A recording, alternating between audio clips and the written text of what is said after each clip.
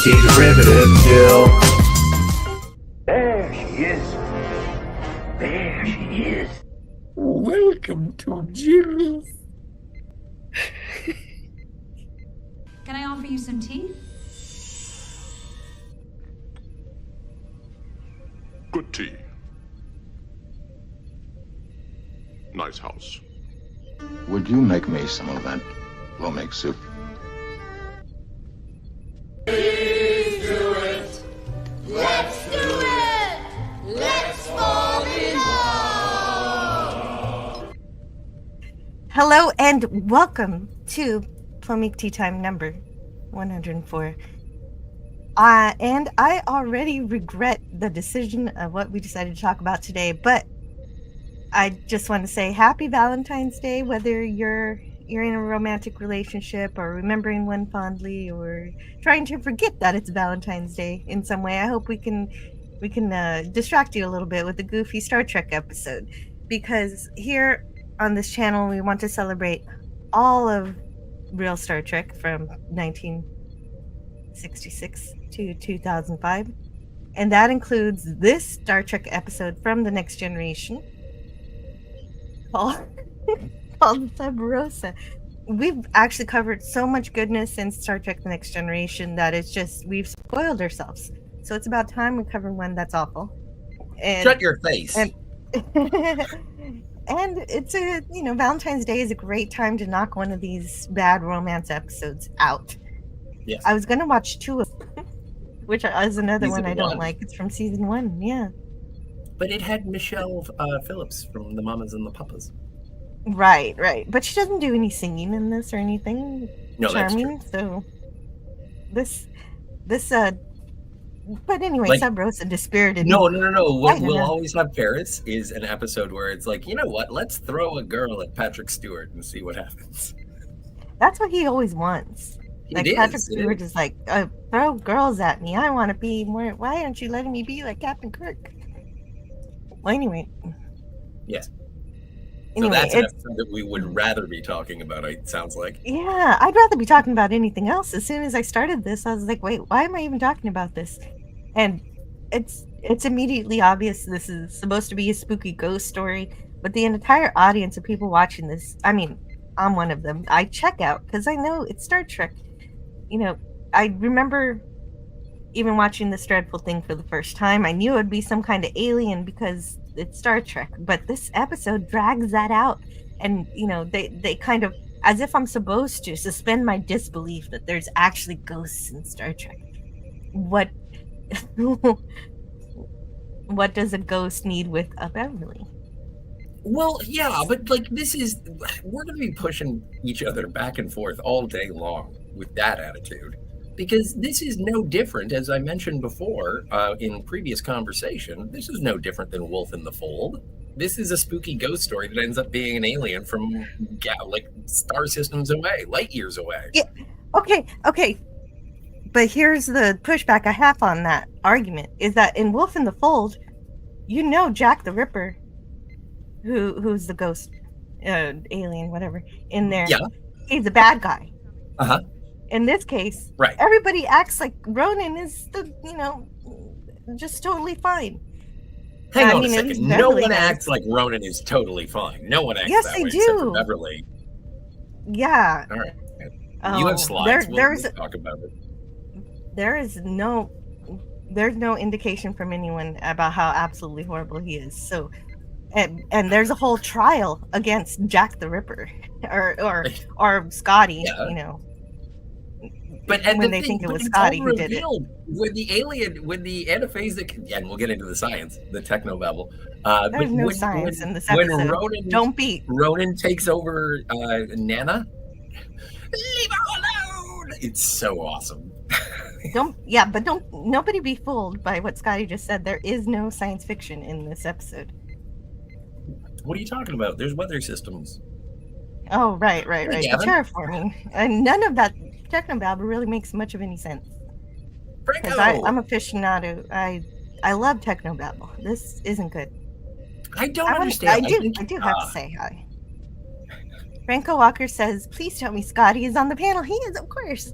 I probably wouldn't even be talking about this episode without him, because I'd talk about it for 10 minutes and then I'd be done. Well, okay, Jill, is it But better than certainly Section 31? subs something. Well, those are two completely different things. Yes. They Sub both Rosa have the is title better. Star Trek in them. Sub Rosa. Sub Rosa is better than Section 31. I'm glad we have a baseline. But Good. everything is better than Section 31. Yeah, that's why I said it. Canadian No, Spider-Man, Discovery I wanna Season say 1 is hello. not. I would rather watch Section 31 than the first season of Discovery. Oh my god. I'd rather Any just Discovery. not and say I never did. Franco Walker says, please subscribe, hit the bell. Yes. If you enjoy these Star Trek discussions, you know, getting a bit distracted talking, even if it's not good Star Trek, it's still fun to talk about. Hit the bell, share, hit like, select live chat. Yeah, because if you don't select live chat, you might miss a chat and somebody might tell a joke or something, but you won't see it because you didn't select live chat. And hello to DJ Knight. DJ Knight. Gavin G'day. Blackburn. Hail! JT Kirk. Hey, JT. Let's see. Where is it? Corporate Romance Day. I love it. Corporate Romance Day. Yes.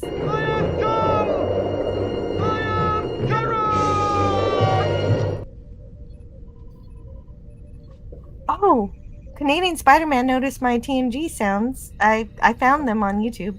Are they too loud? I'm fine with them. Okay, me too. If anybody else And thinks that they're too loud, let us know in the comments below. Anyway, Yeah. Happy Corporate Romance Day. Yeah, definitely. Well, yeah. That's true. I'm a big fan. I like it. I used to be jaded and like whatever, but I don't know. It's a day like even over on Cinema Gulp, we were talking about our favorite romance movies, our favorite rom-coms and whatnot, and so I do. I embrace it more. Maybe it's because I'm older and lonelier, but I'm not as jaded.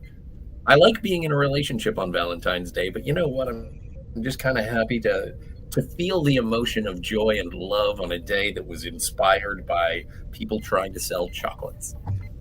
Yeah, that's basically all Valentine's Day is chocolate, and everybody loves chocolate. Chocolate is a serious thing. Exactly. It's a multi-billion-dollar business, so JT Kirk's not wrong. You know what, Jill? You're a Happy Chocolate Day. business. Multi-penny, but okay. Multi-penny. You're a dimillionaire. That's right. Gavin Blackburn says, single. Another man took all my troubles away from me and thought himself a winner. Oh yeah.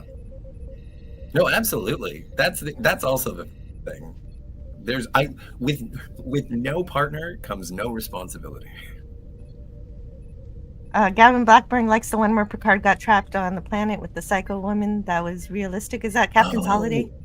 No, he's talking about the one where there's the three alien crazy. ambassadors who are trying to evoke the emotions. So they pair up one with Worf, someone is antagonistic, someone is gluttonous, and then Picard gets crashed in a shuttle with a woman who's like, love me, you love me.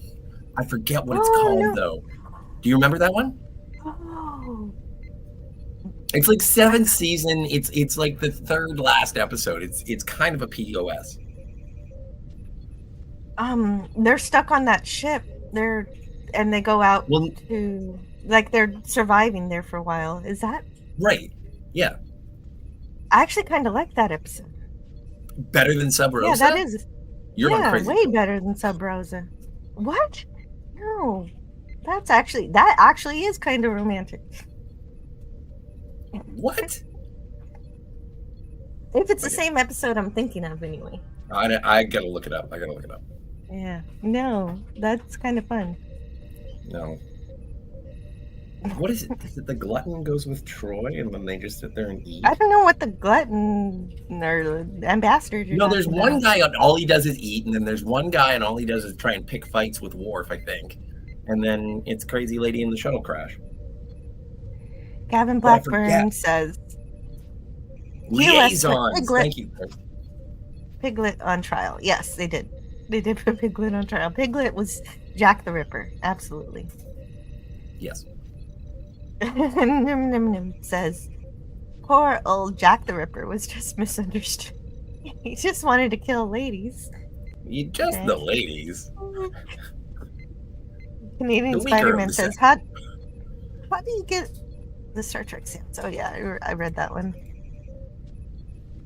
Yes. Yeah, see? Hello, Frank Walker. I believe you said hello. Best chocolate country in the world? Folks, I'm going with Belgium. I didn't know there was a... I have not listed my favorite chocolate countries. I'm sure you know it's what not... My favorite chocolate country is Hershey, Pennsylvania. That's state. Whatever. State of mind. City. Yeah. City DJ of Knight mind. says Jill loves her City on daughter the edge and of happy chocolate. Valentine's. Yeah, I do. I love both my children. Of True course. story. Canadian Spider-Man says, Lady Godiva shop in Brussels. Grand place. Town square is one of the very best. Le Roi du Soleil, the Sun King. Chocolate shop in Versailles, France, is my favorite. Wow. Oh, right. Okay. So if you're looking for the best chocolate, you need Canadian Spider-Man as your tour guide. But also, don't forget, today is Valentine's Day, so all the chocolate's going to be on sale tomorrow. Yes. And I'm happy to read from the chat today. Anybody who wants to distract me from talking about Sub Rosa, you're the greatest. I'm going to send you Cadbury candles. chocolate is best.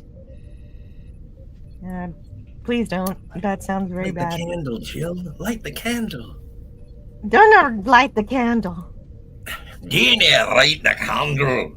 You believe what you want to believe. You do what you want to do, but you listen to Ned Quint. All right. Oh, okay. So I know how to.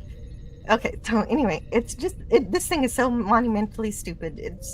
But the biggest downfall is that the romance isn't even good. But it's nauseating. So let's get started. Let's get through it. Sub Rosa first aired You want to on rate January. it first? Stop people no. from So how many out of nothing do you give this? Out of 10, what do you give this as an episode of Star Trek: The Next Generation? Half. Half of 1 point? Yeah. Okay, I give it a 4. That's half a point more than I give Code of Honor. Code of Or Honor is Section still my least 31. favorite. No, I only compare Star Trek to Star Trek, so I can't Fine, but- stand it. Section 31 doesn't Come on, qualify. Code of Honor is better than this. No. Yeah, No. Code of Honor is like a 6. No. There's just too much racism. Well, but there's also way more Lieutenant Yar. Yeah, that's true. It does have Lieutenant Yar. But whatever this is, first aired on January 31st, 1994. The story by credit goes to Gianna F. Gallo, so they were still accepting script submissions, and Jerry Taylor, and it was directed by Johnny Frakes. And well, yeah, Jerry Taylor and Jonathan Frakes, so you think that this would be okay, but nothing about this is okay. It's so totally garbage. It's not Star Trek, let alone not even science fiction either. So all right, Jesus, calm down. Stop editorializing. I feel like I have to defend this thing every single time you speak. Wedge, it's my show. So before we break into the vileness of this demented, abusive romance,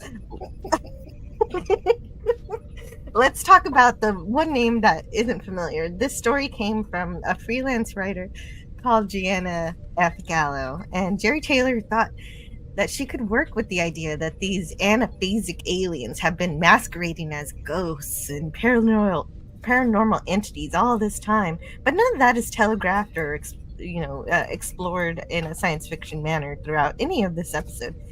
And Incorrect. I'm sorry.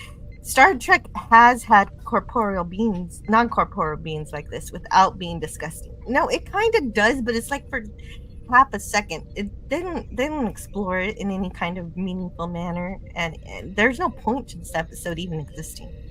What are you talking about? Beverly Crusher frees her entire family line from an invasive alien that's been possessing the ladies with orgasms. Yes, you're talking about the one good thing she does this entire episode, which happens at the very end. This episode takes 33 minutes for anybody to do the right thing. But nobody knows knows way what's too going long. on. Yeah, and that's the Nobody stupid knows. part too. Why is it stupid? Where because Beverly is out of character this entire time, and Troy acts like it's totally normal. Troy But we'll is get into it in just a so minute. Troy in this episode. Troy is like, "Oh my god, are you feeling lady feelings?" And Beverly's like, "Oh, I'm feeling all the Troy lady isn't things." being Troy. They're and being then Troy is like, middle- "I'm so excited for you feeling the lady things, Beverly. You never feel lady things." And that's how Troy- the episode goes. It's an episode about friendship. It's an episode about anaphasic energies. There's Troy isn't better being Troy. systems. Troy is being a middle school girl who's like, "Oh, you're giving dudes feelings. Oh, he's so hot." The year was 1993 or something. It's like, of course they were. This is a precursor to Voyager. This is Friends was just becoming popular, and they had to have girls having girl talk episode. Plus, yeah, this is. There's no professionalism anywhere. Oh my god. So if we were to go to a restaurant, Jill, and we would have an interview about Sub Rosa on Valentine's Day, like if we were doing this in public, like the servers, the manager would have come over to our table by now and said, "Do you guys okay?" Right. It does sound like are we having an argument? I'm having so much fun. Okay, so anyway, as the much quote as you hate continues. this episode, I love it. They consider so the quote from Jerry Taylor says they considered it a romance novel in space and felt the possibility for embarrassment was monumental, but I just knew it would work. It's a different kind of story for Star Trek to tell. It's a romance, but we do have women in our audience, and women do traditionally. I can't even read this with a straight face. Say it. What does it say? I don't know.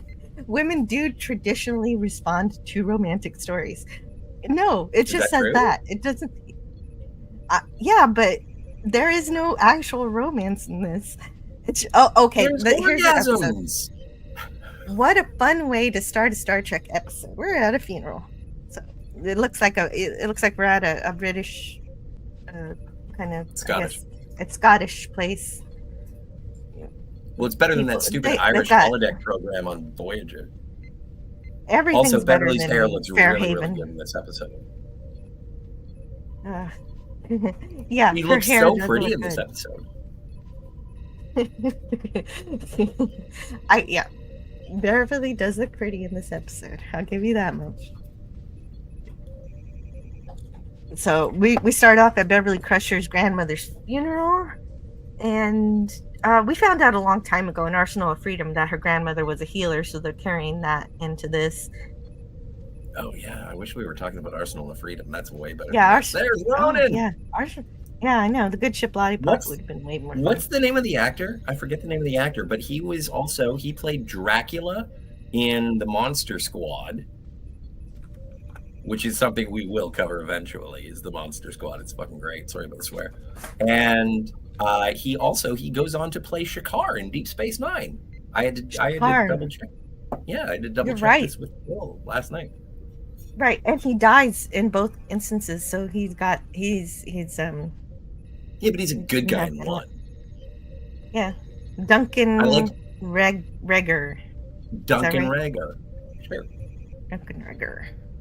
But That's his name. He's great. And Beverly, oh my god. we will become one. He's like Jack Palance, but better looking. Beverly. So Beverly's grandmother is Yes. named Felicia Howard. She's named for Brandon Braga's grandmother, who died not long before this episode was written, and I fain to say written, more like scribbled in a drunken, brain-addled haze. But I want to get back to the chat because there's a lot of chat that happened as we were talking. Yes. TNG liaison. Thank you so much, JT Kirk. Yeah, that's the episode that Jill likes better than this, which I think is not correct. Let me see. I don't know. You looking it up now? That's in it. Well, just to see how much. Yeah, I do like it. Yeah. Yeah. What episode is it? Well, because is it the third? Is it like the second or third last one? No, I don't remember. Okay. No, I was just looking which one it is, but no, I liked it because it was aliens doing experiments. That makes sense. That's up your alley. Yeah, exactly. But yeah, no, you like that stuff. It's cool. It's great. What season is that? I think that season is. Oh yeah, it is still season 7. No, it's kind of fun. I think it's the third last episode. Beverly has her moments. Yeah, exactly. I suspect Keiko was Chinese and was put in there to make the Japanese look bad. Scotty, what? Did you mention Keiko? Not this time. No, we hadn't mentioned Keiko, but it is Valentine's Day, so you can mention Keiko. You know how I like to mention Keiko, so it's daytime, so I don't. Gorilla Censored Thought says, Trigger, Crusher got more action in this episode than I have in a month. Yeah, but it wasn't consensual. Jonathan Frakes is a great director. No. Jonathan Frakes is great. Okay, so you agree with that, but you still like this episode. Beverly puts that Hawk Tua on the ghost. Oh man! What? I believe. What is he talking what, about? JT Kirk? I believe that is going to be the first, last, and only time I get a Hawk Tua joke. Like the meme is out of date. Hawk Tua was a girl from Tennessee, or she was known. I don't know her real name. But she was interviewed on the street after a bar and said, "So what's the move that you put on your dude to make him like really? When you're in the beds, what makes his motor run?" And the Hawk Tua girl says, "Oh, you got a Hawk Tua on that, spit on that thing," in reference to fellatio. Okay. Yeah. So and that was a popular thing. Well, no, but this was a popular meme recently, but it's okay. She did like a weird cryptocurrency thing that really blew up in her face, much like a Hawk Tua. But yeah, JT Kirk, I appreciate that because Beverly puts the Hawk Tua on the ghost. Actually, I think that the ghost puts the Hawk Tua on Beverly. Whenever I learn about things that actually go viral, I'm glad that I have a very small channel. Yeah, and also I am disappointed in my ability to absorb this information. Franco Walker said she should have given the candle to Wesley. Oh my God, you just made this whole thing so much worse. That is exactly what would have happened. Wesley. She should have given the candle to Wesley. No, and then the Traveler and Ronan could fight. Yeah, the fight for possession of Wesley. No, Franco Walker, stop. All right. Old members. Gorilla Censors Thoughts. I know how you feel, man. Oh. Let's see who. Yeah, so Old Man Bird's here. That's great. Literally any other episode is better than this, says Gavin Blackburn. Almost. That ghost said, "Bye, Felicia," to Crusher's grandma. Yeah, basically, but we don't find that out until the end. I've got a bottle of the good stuff to love later. Also, there's going to be a town run looking for discounted chocolate. Yes. Bonfire with my buddies, whom I love too. Oh, that's good. Yeah. Platonic love is great time also. If you say Keiko 3 times, she appears. Oh no. In the butt. See? It isn't too early, apparently, for that. Come on, I alluded to it. I didn't say it. I didn't do the hashtag. Do not use TikTok. Oh, and that's your public service announcement for now. There you go. All right. Okay, let's get back to the episode. I'm gonna star. Really? You're kidding.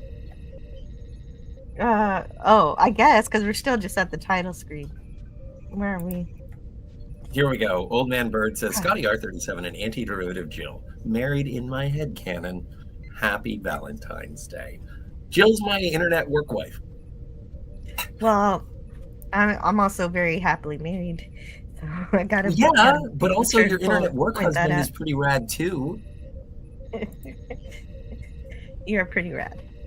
Thanks. You're best You're all friend right. on The only thing internet. I don't like about you let's is your not distaste for this episode. let's not use that and just say best friend. How about that? Let's That works walk that better. one. I don't want to make it does work weird. better. It's too It late. is, yeah. It Don't. was my fault. I didn't bring it up. Someone else shipped us. That's true. People can do it. Yeah, people can ship. Yeah. That is But whatever. It was a freedom. cute idea. It was a happy Valentine's Day card. But let's move on. Let's not dwell on it. Don't send us. Okay. Well. Okay. But now I'm gonna have to think about the Camillas that this non-corporeal being is supposedly capable of manifesting out of thin air. And What are you talking about? I'm talking about how Ronan threw a flower on Beverly's grandmother's grave. He can just manifest Camilla flowers out of nowhere all the time, whenever he wants, he picked up for the no flower. reason. The flower was real. Mm-hmm. Well, we'll Like, talk about it he later. manifested Well, himself. no, okay, no. Talking about later when they're everywhere. Does he have a garden? He stole them. Okay, so anyway, this was written by Brandon Braga and Jerry Taylor, directed by Jonathan Frakes. On a drunken weekend. So, yeah, right. Everybody was really high on something. Yeah, good for them. And so, the leader of this colony wants the Enterprise to stay around to help with their terraforming because they don't have any engineers themselves to do any of this, and so they need Geordi for some reason, and to give us an excuse to stay on this planet for a few days. Regale. And then let's see, what is it? Oh yeah, we meant to make this look like Scotland. Yeah, I like that idea. Yeah, why not? And this is a alien who visited Earth, and he was taken by the country, so he recreated it, and that's kind of nice. That's the last nice thing that happens for a while this episode. Now, is he the same kind of alien that ends up being, like in Deep Space Nine, President of the Federation? Is he the same kind of alien? Because he kind of has the same sort of prosthetic.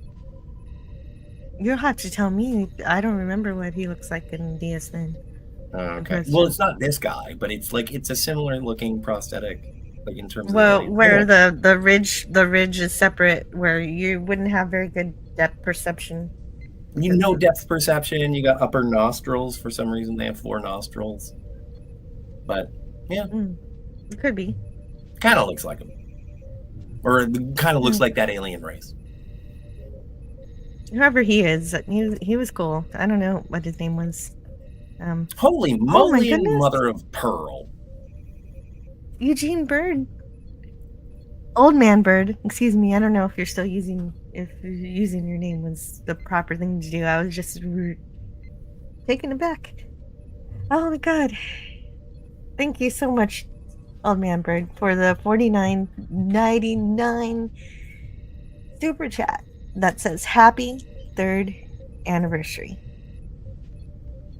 Thank you. Yes, I will be celebrating my 3rd anniversary on Saturday night. We're going to have a Saturday night shore leave, and we're going to have a ton of fun, and we're going to have a Star Trek favorite character tournament and do stuff and things. And I love can't stuff wait and to things. see you there. Yeah.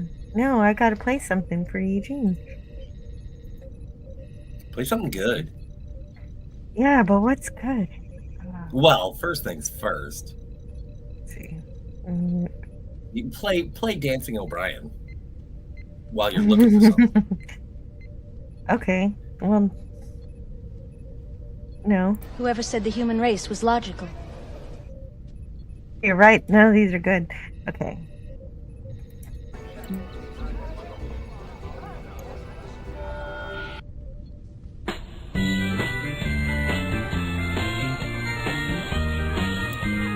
See, now find something else while this is playing.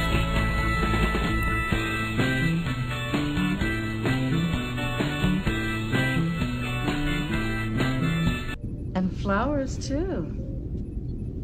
Are you feeling all right? Delightful. Anyway, No, I want to thank you. Yeah, you can find something too. It's a $49.99. I'm gonna read some of the chat too while I'm here. I've been acting for 35 years. 135 credits on IMDb. If I was in a long-running series, you might remember it. Star Trek. But all I'm known for is combing the desert and saying, we ain't found shit.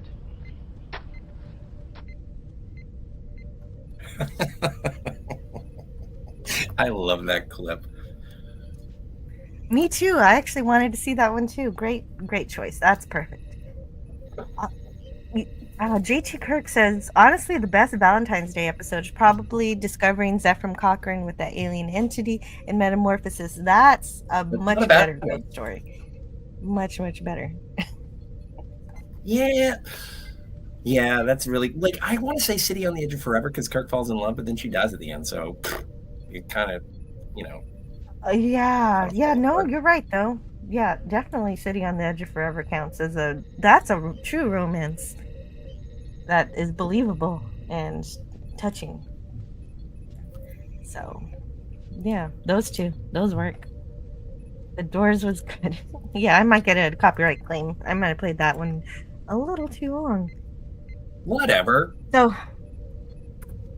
anyway, let's get it. Just give them $50. It'll be fine. Thanks, Eugene. Yeah, right. Thank you, Eugene. You gave me $50 and I completely forgot what I was doing.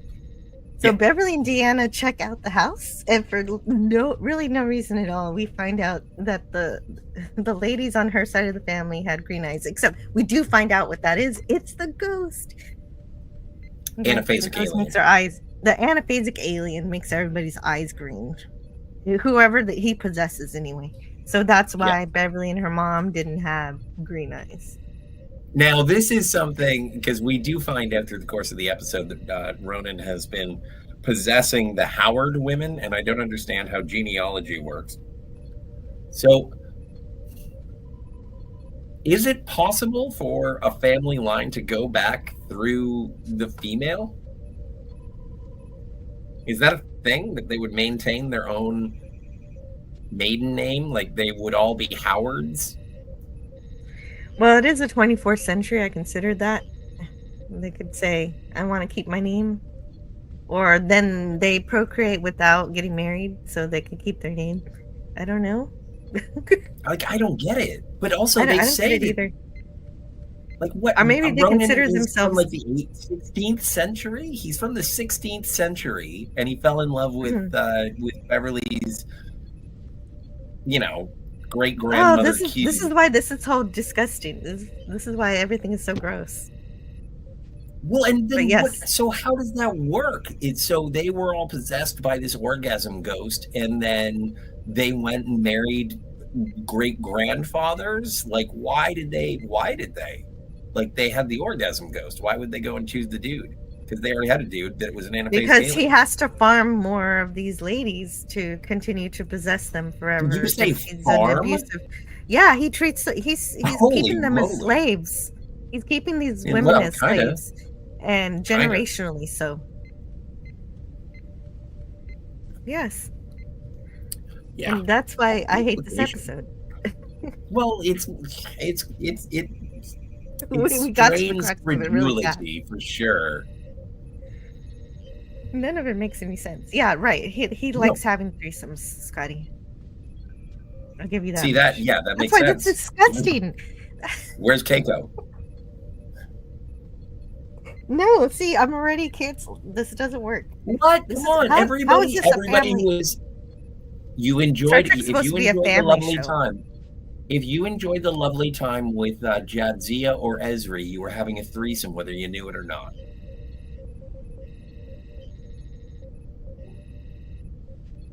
Huh? True? Science. What are you talking Because about? you got the host, you got the symbiote, and then you got you. But right? Yeah, I guess, yeah. Right. And what about the other seven lifetimes? We're talking about something completely different. You hook up with one Dax, you hook up with them all. So, but now you're changing the subject, because in that case, it's potentially. Yeah, I guess it kind of did. Yeah, but then if you're talking about that, that's different, because that's all consensual. As long as you know you're with the Trill, you know that there's two beings. But this is consensual, as far even the button on the end of the episode. No, but at the end of the episode, Beverly you can't say says, all right, we'll wait till the end of the episode and then I'll say it. You can't wait. You're halting the whole thing. I'm doing no such thing, madam. Okay, fine. Say what you want to say, because you already said it. At the end of the episode, because making me look like Beverly says, I reread the entries in Nana's journal, and no matter what Ronan did, he did make her very happy. And then she looks longingly out the port. Fuck me. No, that's terrible. Yeah, that's not what all the Howard chicks said. No, that's actually one of the worst lines in the episode. Oh yeah, I know that he enslaved all of my family and kept them as sex slaves for generations, but at least he made her happy. No, but sorry. Why do you keep calling it slavery? It's just being a host. It's keeping the anaphasic alien alive. He provided joy. I'm sorry, it's parasite. Parasite is more the correct word. And speaking of this journal, Is it a parasite? Okay, what so did it take away from the women? What did it take away? What?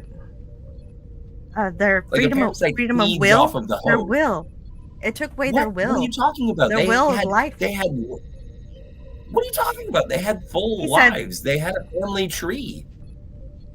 He said that he will take care of them, and he did. But he influenced them to stay where they are. No, he didn't kill them. Nana lived to be 100. He needed them to be alive to keep alive himself. So he basically chained them where they were. No, incorrect. That's what he was doing. What do you mean incorrect?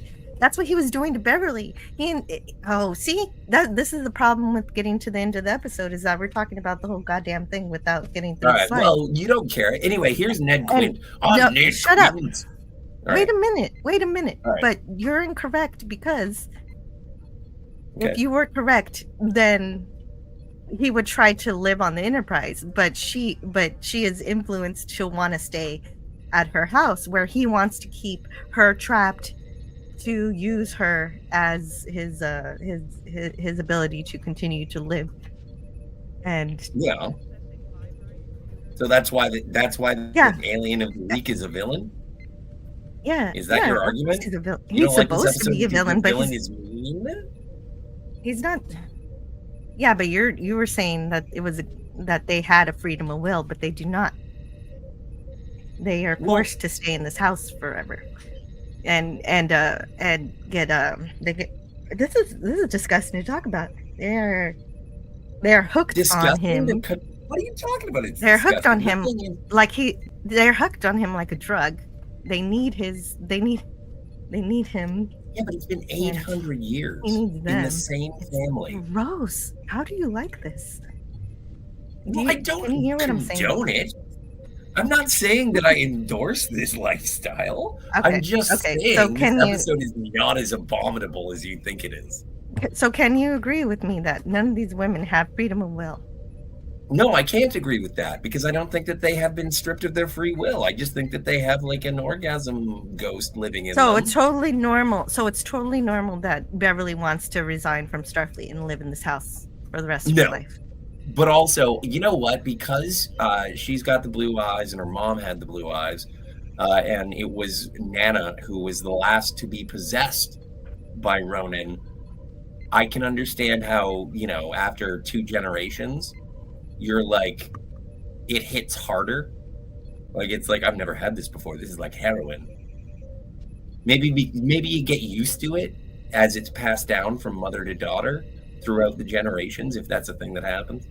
You sound like an enabler, Scotty. Well, hi. Have we met? I am a fan of the false euphoria. Yeah. Okay. So anyway, we've got this candle that symbolizes the enduring Howard spirit. Oh my god. And that is the biggest joke in the episode. Yeah, it is definitely. There's a spirit. All right. You better get out of this house. Yeah, I know right, who exactly. you are, Beverly Howard Cruiser. Okay, so yes, Ned Quint. Ned Quint. Do not light that candle. Okay, you do it better. What? Can you post it in the private chat so I can read something instead of Sure. making it up? Sure. We already. It's funny that. Because I'll just break into like diddly dee potatoes, and that's Irish. So It's kind of it's also incorrect. Yes. Yeah. Okay, so we got it. We got the business here. I'm just. There's too much business. Why did I copy all this crap? Because it's good. Are you gonna be Crusher? I guess. Yeah. This is gonna be great, ladies and gentlemen. Welcome to Valentine's Day Theater. My name is Scotty R37. Antiderivative Jill is here, and I will be playing the part of Nedley Quint, and Jill will be playing Beverly Crusher. And so we have the entire script.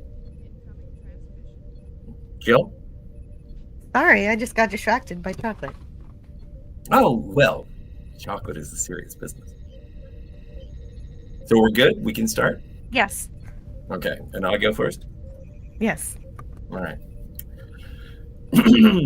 Maestro, if you please. That candle has brought you nothing but misery and bad luck to our grandmother. Look, Mr. Quint, I don't know what your relationship was with my grandmother, but this is my house now, and these are my things. That candle has been a curse on your family for generations. If you have a lick of sense, you'll listen to me right now and do away with it. Now give it to me. This is a family heirloom, and I intend to keep it. Now, would you please get out of my house? Now. Howard women, always the same stubborn fools. I wash my hands of it now. You stay on this house and keep that damned candle. I'll not be responsible for what happens. And scene. You actually weren't exaggerating much more than the actor for this. This is. I know, really he's so absurd and bad. hilarious. He's so bad. I don't even know if he's Scottish. No.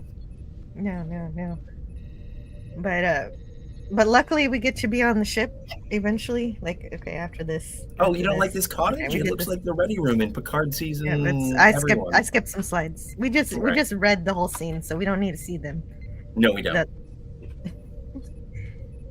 So, but I was hoping for maybe some release from the planet with some science fiction, but there's none of it really. Gavin gets it. It's just a cover. There's some techno babble, but none of it's very good. So they're having trouble with the weather control system, but nobody really cares all that much. Well, and I do agree with you in terms of the. Like, it's not really science fiction-y. It's like this is wedged in here to make it so that we're not just hanging out in a cottage. But, like, what started? Like, they're saying it's a 5% variance in their power distribution network. And that's what's making it so that things are a little bit more humid. And then why... So, Felicia dies, and then Rona goes into the plasma power supply or something? Like, I don't understand what causes. I don't get what causes all the environmental systems to go haywire. Yeah, it doesn't make sense unless this ghost has the power of Apollo. Like, it seems. Well, he does. What? He's got the What power is of going Red Jack. on? What? And I don't that's know. another Star thing. Trek The stuff. powers of this, the power of this alien is completely you don't know how far it extends. You don't know what is coming naturally. What is just the actual. What part of this episode is just saying the alien did it, and what part of the episode is just like these are just random malfunctions? Well, no, I guess, but this is like a presupposition that he, like, this would have had. Let's say that Felicia Nana dies and no family members. There are no surviving family members. Okay. He just wreaks havoc on the plasma distribution systems. Yeah, because that's right. He has to And live the in there colony forever. died. And the colony dies, and then he's stuck there forever. Yeah, he's like and then he Armus. dies. And yeah, yeah, I guess. He might die unless there's enough power to keep him alive indefinitely. Where if he Well, has Apollo powers, he should be fine. He's kept alive by the power of love too, right? Like, it's not like Beverly says that there's a genetic predisposition in the Howard genealogy that makes it. Yes. So right, that's why he keeps them like cattle. That's right.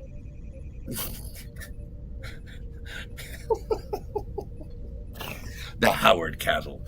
And and so I don't know. I think he would just be a swirling mass of anaphasic energy if it weren't for the ability to, I don't know, what do you call it? Merge? We will be as one, Beverly. Possession. It's well, okay. So if he's a ghost, it's possession. Since he's actually an alien, he's a parasite. I still think it's a symbiosis. It's a parasite. Yeah, says you. Symbiosis would some people that he has no. Light the candle. A symbiotic relationship would not have somebody mentally controlling you and directing your life and making you do things that you otherwise don't want to do. And that is not the case here. He's the definition of a parasite. So here's my question. What is the difference between Ronin and the game? The game with the lasers in your eyes? Difference is everybody knew that was. No, but no one knew at the time. Everyone thought it was fine. Yeah. No, I know. Yeah, everyone did think it was fine, but no, that wasn't a good episode either, so. Oh, shut up. It had Ensign Robin Leffler. The only thing good about it, even though it was a bad episode, well, yeah, it was Wesley Crusher Saves the Day episode. So it was just inherently bad off the front page just for that alone. No, it's fine. But the only good thing about it is that it kind of... You sound like Rennie. Sort of... Hey, that's a compliment. I'm going to take that. That made my day. Thank you. You're welcome. Happy Valentine. Happy Valentine. So, the only good thing about the game is that it predicts the addictiveness of mobile gaming. But yeah, the games do possess you, for sure. And it was a way for aliens to hijack the ship. Guitarians. Yeah. Yeah. Anyway, back to Sub Rosa, everyone's favorite. No, Rosa. actually, I was going through the chat here. Let's see. All right, do your thing. Boy, Valentine's Day is full of surprises. It is. Yeah, I got some chocolate. Tell that to Miles, because I don't know if you heard about the hashtag, but Keiko's got something up her sleeve. Her sleeve? No, don't go into that one. I haven't heard that one. Yeah. Franco Walker says, my friend is popping around in about 30 minutes. Not seen him for over a year. Oh, Wicked. That's so good. That's good amazing. to know. I hope you have a good time with him. Happy Valentine's Day, Franco. Enjoy your friend.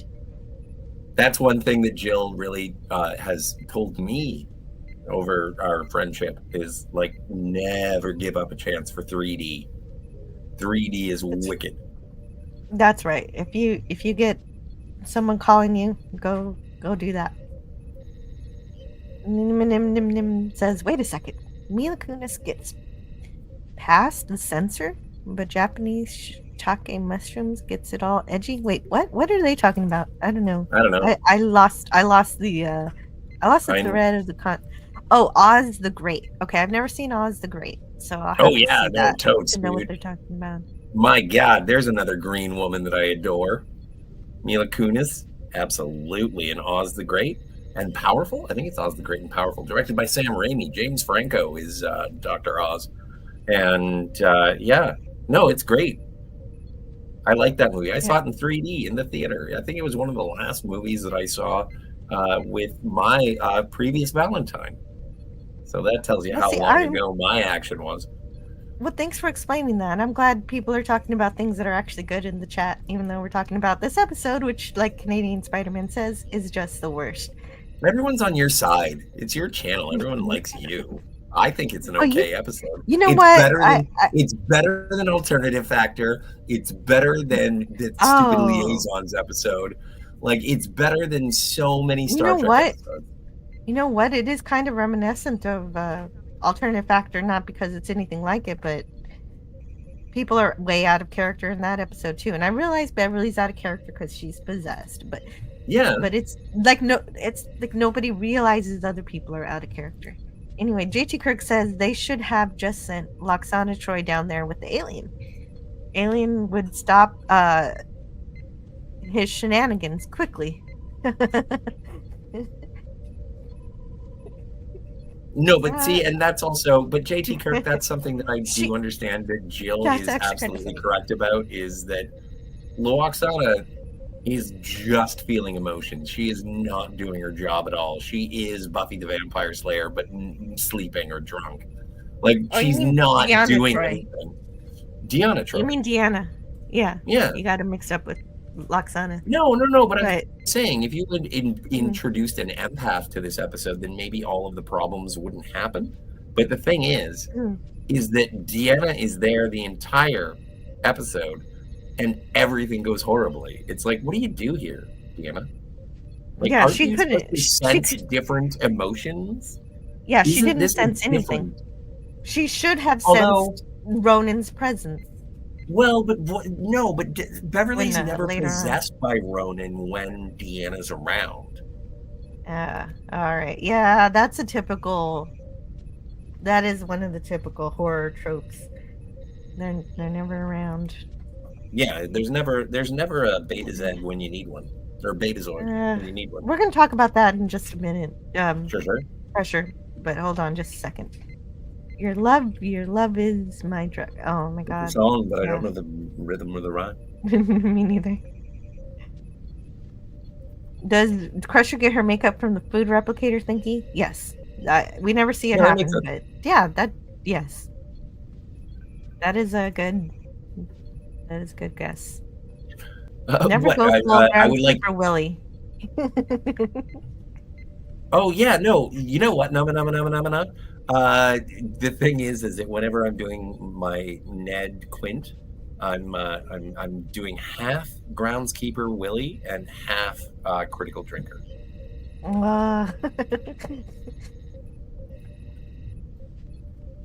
I don't think I'll enjoy my friend. His girlfriend might not like that. No, I mean, not enjoy. I just mean not bikini area. No, I didn't mean that. I just mean, I don't know.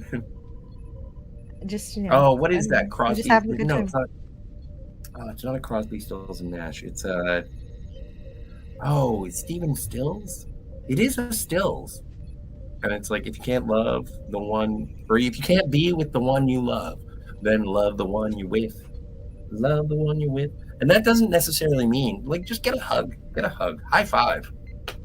Don't have to. Oh, yeah, high five. High five is all I mean. High five is all I mean. There are a lot of things I don't know. Oh. One of the things that I don't know is how to hate this episode. I love it. I don't understand. I love this. I do like Brent Spiner's performance as Data, because Guy here, like what is it, Scottish governor, he's trying to make small talk with Data, and Brent Spiner is just like, I have no idea what the fuck you just said, nor do I care. Like, it is one of those days where either Brent Spiner was either hungover, or he was just like, I'm not even going to act today. I'm just going to be a robot. And he does, and he does it well, and it brings out. LeVar Burton is doing such a good job carrying these scenes, because Data is just being a tricorder. Geordi is the one who's even kind of trying to be friendly to this guy. Like, I love this. This is a bunch of people on the Enterprise doing their job, and they have a guy breathing down their neck the entire time. It's incredible. Love these parts. And the technobabble is on point, because it's all about weather systems and power distribution. No, it isn't. No, I'm sorry. I had to stop you there. The technobabble is not on point. It's fine right now. What are they talking about? What are they talking about in these scenes? Right now it's fine, because they're just talking about the humidity. There's nothing much to talk about, and they're like, oh, there's lots of humidity, let's figure out what it is. So right now I don't have as much of a complaint, but later on it gets worse. It does get worse. The technobabble gets way worse. I can't wait until you tell me how it gets worse. It does. It better. That before it gets worse, it gets worse. So Crusher talks about her reading her grandmother's journals, and in those journals she finds out that her grandmother had a 34-year-old lover where she was 100, which is pretty gross in itself. Yes. And that's the thing. Like, they describe this, and Beverly's all like, did you know my 100-year-old grandmother was having sex with a 34-year-old? And Picard's like, huh. And I think that the way that the performance is supposed to be is like, ooh, that woman had vigor. But the way I take it in terms of the performance is like, because Beverly goes into her quarters and Picard walks away, and there's a little bit of a sitcom shrug, and it's like 30s. And I'm like, Picard is thinking about when he was in his 30s, and we already have a thing that Picard did dig older women.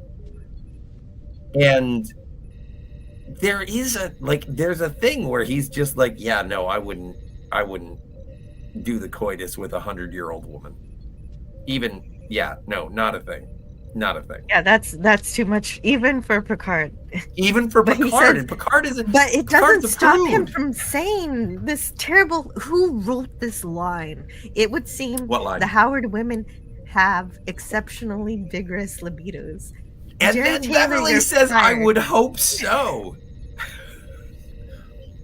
So, like, I swear, it is after this episode that Jack was conceived. This is the prequel to Picard season 3. There is no and Jack. It makes Jack sense. Does not It makes but it makes sense considering how much you hate this episode. If we make this the prequel to Picard season 3, because you hate Picard season 3 as well. Do you hate Picard season 3? I don't know. You do the math, You do. but I don't agree with it. I will. I'll do the multiplication. What? Well, you act like you don't hate it, but when we talk about it, you agree with a lot of the things they say. So it's very confusing. Yeah, but you agree with nothing that I say, so it gets very contentious. So here's where the spirit from the candle starts to fondle her at night. She's reading. I love the fondling. Sexy journal. Okay, so let's imagine, Scotty, your uncle dies. He leaves behind a journal. Mm-hmm. And about a hot woman. About all the hot and cold running orgasms. Yeah. Mm-hmm. And you don't just want to throw that book away. Like, I don't want to read about my family having read about their erotic adventures. Especially, I don't. I should have said grandfather. That's even worse. Yeah. Or your father. Yeah. Oh, God. But Beverly Yeah. is here snuggling with it. Like it's the best romance novel she's ever picked up. Yeah. Like, you're so correct that the only argument that I have is, yeah. Yeah, it's gross and weird. It is. Thank you. Gross and weird. It's gross and weird. Even for me. Well, at least. But that's this whole episode, though, because this whole thing, it's basically some kind of weird kind of alien incest. Well, but the thing is that it's a. Let's go with parasite. It's a parasite. It is a sexually transmitted disease. What is the sex? Woman. What is the surname? Howard. That's what happens. It skipped her mom, so thank heavens her mom had free will. And Beverly is the newest person to be infected by this. Well, no, her mom just transmitted paradise. Her mom just died. No, her mom died, exactly. Well, then Ronan is better than Jacob Jacob or Edward? Which one was the werewolf? You're forcing me to answer a question that you know the answer to, and I don't want to engage in a Twilight discussion. All right. Sorry. Well, then I'm going to go to the washroom. You take care of this for a minute. All right. Okay, so this is the close... Like, this whole episode is a disgusting, wet dream. Like, it's erotica and in Star Trek, and it's not good. Deanna wants the sexy dreams, but imagine if Beverly just never found out about what's going on and just kept happening. Actually, this doesn't make any sense. It's messed up that Scotty left because this is the part where I wanted to say, how did the alien get on the ship? There wasn't a... Later on, they mentioned that he has to do some kind of transfer beam or whatever stupid shit, and there was none of that here. She has the candle, but I guess I'll have to ask him when he gets back. How does he get on the ship to fondle her? I don't understand. And why am I talking about this in the Star Trek episode? This is not Star Trek. This is not science fiction. And this is what we were talking about earlier, about two ladies just talking about their boyfriend, one of their, Beverly's just talking about him like he's just a boyfriend that she has, and Deanna doesn't sense any of this. But if Ronan is already possessing her, Deanna should be able to sense it. And if Ronan is not possessing her, then there's no way he could have fondled her the previous night. So none of this episode makes any sense to itself. It's completely garbage. Why am I talking about it? And so also, like I said, at least I did get Scotty to admit that it's just gross to read your family's sex journal. So even Scotty has limits. It's but Beverly's fine with it. Okay, so here's a quote that Gates McFadden said at a convention. So she went to a Star Trek or some kind of convention in Austin, Texas in 2012, and Gates McFadden says, "I was basically in love with the lamp. This woman is a doctor and falls in love with the lamp. How the hell does that work?" And this episode is just so weird. I'm actually upset with myself that I put the subtitles on. I should not be subjecting the internet even to the dialogue of this episode on screen. This is how terrible it is. I'm very sure that Jerry Taylor did some great work for Star Trek, and I'm sure Brandon Braga is doing great work right now for the Orville, but this is not one of their great works. I'm sorry, guys.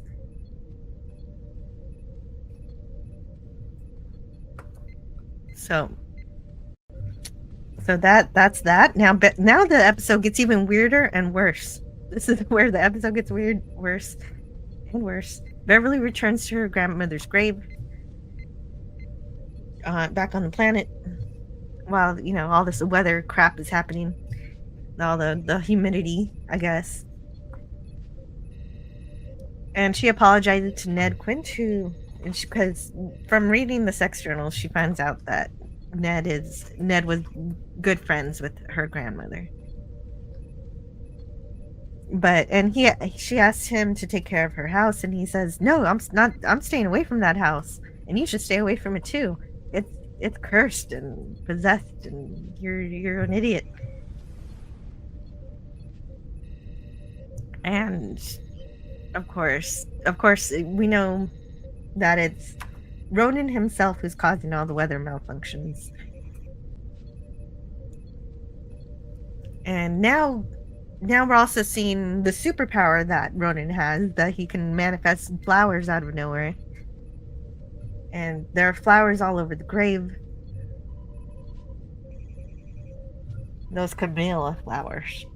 So but that makes zero sense. This episode's gone from disgusting to batshit crazy.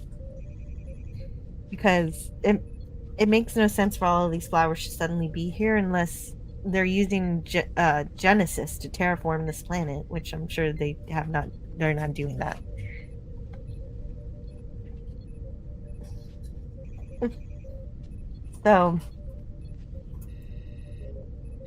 So those are a couple things I'll have to bring up again. And so Worf is saying, "I am detecting atmospheric turbulence over the colony and large pockets of electrical activity." So there's the parasite infecting the weather systems.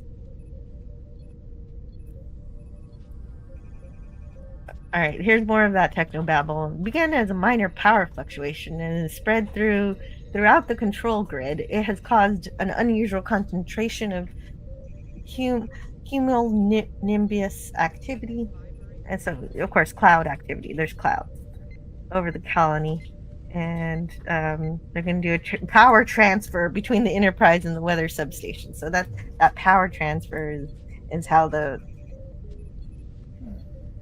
stupid how the alien, isn't that power transfer how the alien gets on the ship? So bad. This is not good. That's where it gets.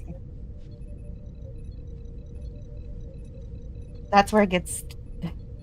Where this episode gets goofy, because they set up this entire conceit that this power transfer between the Enterprise and the weather substation somehow transfers the alien from the planet to the weather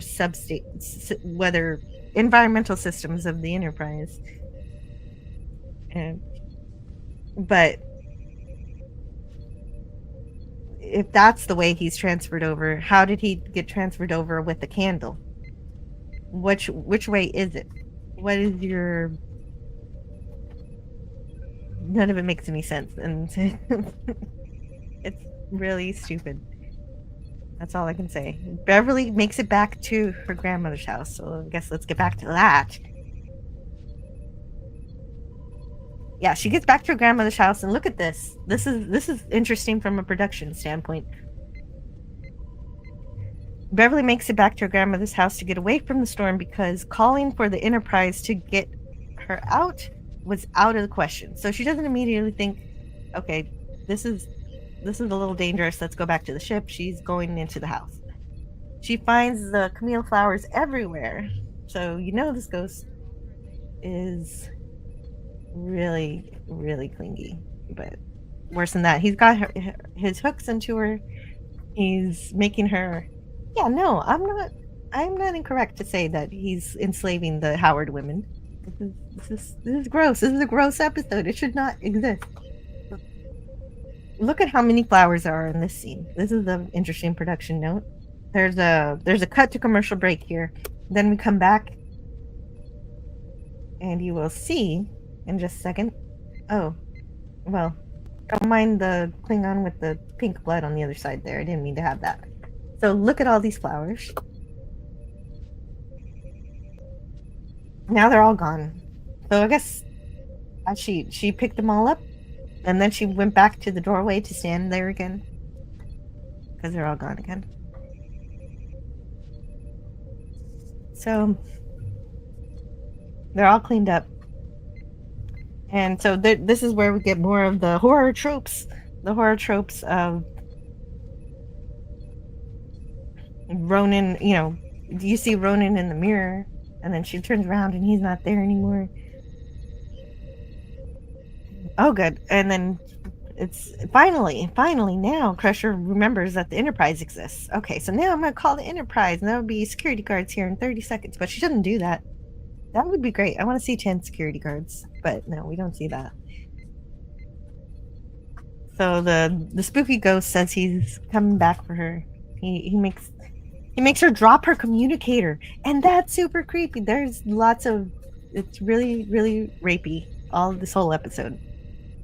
And she has no control over her actions. And it's really confusing just how much control she does have. And I don't like an episode where we don't know how much control is actually. So I just have to decide that she has no control, because the things she does are entirely out of character this entire episode.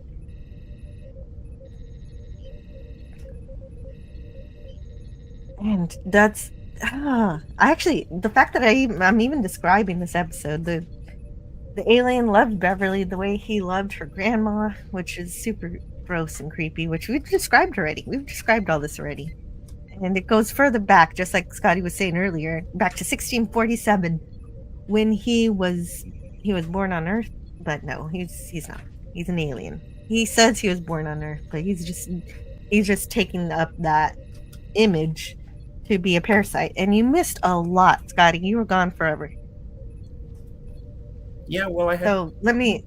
Yeah. No, I don't care Did where you you were. get upon this properly? Huh? Nothing. What did I miss? Okay, you missed something important. Okay, so what? I'm gonna step back to the very first scene where the alien fondles her in her quarters. Yeah, I love that part. Okay, so how did the alien get on the ship? Later on in the episode, they make a point that the alien gets to the ship through a power transfer between the weather systems and the Enterprise. So that's how he transfers. But how did he get there the first time to fondle her at the beginning of the episode, at earlier? Because I'm not going back to the slides. Do you want me to answer that? Because you can't. The candle. Yes, I can. Yes, I can. The candle is not a good answer. No, it's not the candle. It's residual anaphasic energy that is emanating from the journals. It's through the journals? Is that explained in the episode? No. Okay. So I'm then just this saying, is headcanon. I'm just saying. This is headcanon. If you want to know. You're headcanon. Come on, Ronan. No, it's not headcanon. It is kind of implied. No, what? Shut up. Sorry, I didn't mean to say shut up. That's not right. Here's the deal, okay? So Ronan is an anaphasic alien who is genetically predisposed, or who the Howard women are genetically predisposed to receive his energy, okay? Gross. Continue. Well, what do you mean gross? That's explained in the episode. Yes, it is. That's why I said to continue, because whether or not you think it's gross is none of my business. And so he's already possessed her? Well, but he's already kind of latched on, and he, like, everything in Felicia's cottage reeks of Ronan. Can we agree on that? The flowers everywhere and no, but we're not even at the flowers yet. We're just talking about. Well, I'm at the flowers. No, well, I wish I had bought you flowers. No, but like everything about this is it wants to, like, the alien wants to attach to Beverly. That is explicit in the episode. And so whichever way it gets its dirty anaphasic tendrils into her, that's how it's going to go. Now, Felicia's been all up in that grill for a long time. And so I'm pretty sure, don't forget, Beverly wraps herself in, like, the blanket and everything, and is sleeping in her dead grandmother's bed. Like, that's weird. And so things are happening. Things are happening residually. And then it is when the introduction of the alien being more and more invasive is how the story progresses. Like, Okay, this all makes sense to me. No, none of it makes any goddamn sense to me. Yeah, but you open your mind, Beverly. We can be one. We can be together. And I'm sorry for the Jack Palance impression, yes. No, sorry. Sorry for the curse there, but that's one for a gorilla. Who swore? I didn't swear. I did. Oh. I took Lord. Buy a lottery ticket. Mm-hmm. Buy a Valentine's Day lottery ticket. Okay. Hey, Poopus is here. Hey, Poopus. You sounded. I don't buy any of that. It doesn't. But since he is on the ship, you never do. Since he's possessed her on the ship, and then he talks to Troy. Troy should have sensed Ronan having possessed Beverly at that point, and she doesn't. To an extent, yes. She failed. I do want to give it up, big ups to Gates McFadden for her melodramatic 1970s British Gothic horror acting. Like, this is something I wish, if they had a budget, I wish that Ronan was played by Christopher Lee. He played Saruman in the Lord of the Rings movies. Yeah, Saruman's great. Yeah. Hey, look who it is. Yeah, welcome to Max Redstone. Hello. Good to see you. Can you hear me? We can hear you. Well, you have to light the candle, Max. Light the candle. Oh, screw you, Ronan. All right. I'm not Ronan. I just want to That was the best Peter Griffin impression I've heard in years. Don't light that candle. Okay. Howard women. Well, yeah. Anyway, the parasite is possessing Beverly. She's losing all control of herself. And am I watching Star Trek or the worst version of Ghostbusters ever? She's being loved like she's never been loved before. Oh no, that is a quote. I very specifically did not copy down a lot of quotes from this episode because they're so terrible. That's one of the worst ones. Good job. No problem. Alternate title to this episode, instead of being Sub Rosa, it was going to be Orgasmic Cunnilingus. Oh, I would walk 500 miles and I would walk 500 more. Yes. That is essentially what's done here. It's just not good. The Howard women DNA or something are the only ones compatible for him, and so he needs to keep having them. No. Jill, do you understand, Max? Guys, do you know what I just realized? What? I think that Bryce Dallas Howard has been taken over by an anaphasic alien. She's a redheaded woman with green eyes. Very, very popular. And so I'm just saying, Bryce Dallas Howard may be taken over by an alien. I don't know. Who's that? She was in the Jurassic World movie. She played Gwen Stacy in Spider-Man 3. Oh, yeah. She's the daughter of Ron Howard. Which again brings me back to, how do you name your daughters in your maiden name since the 16th century? It just doesn't make any sense. I don't know, like, but was Ron Howard's mom named like Betty Howard? You're just saying random stuff, Scotty. So I need to I want to say hello to the chat to Greek Letters Larson and Snortopoopus Cuber, and I want to apologize to the chat. I promise I'm going to get back to it. This is just. I just want to get through this damn episode. The worst. The worst of everything.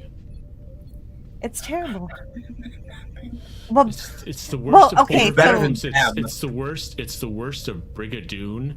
It's the worst of Beverly Crusher. Oh, it's it is. Worst. Because it's the worst because it's basically Beverly having romantic feelings for her grandmother's lover. If you just based on that, never mind that he's ghost that's or the worst. alien. That's the worst yet.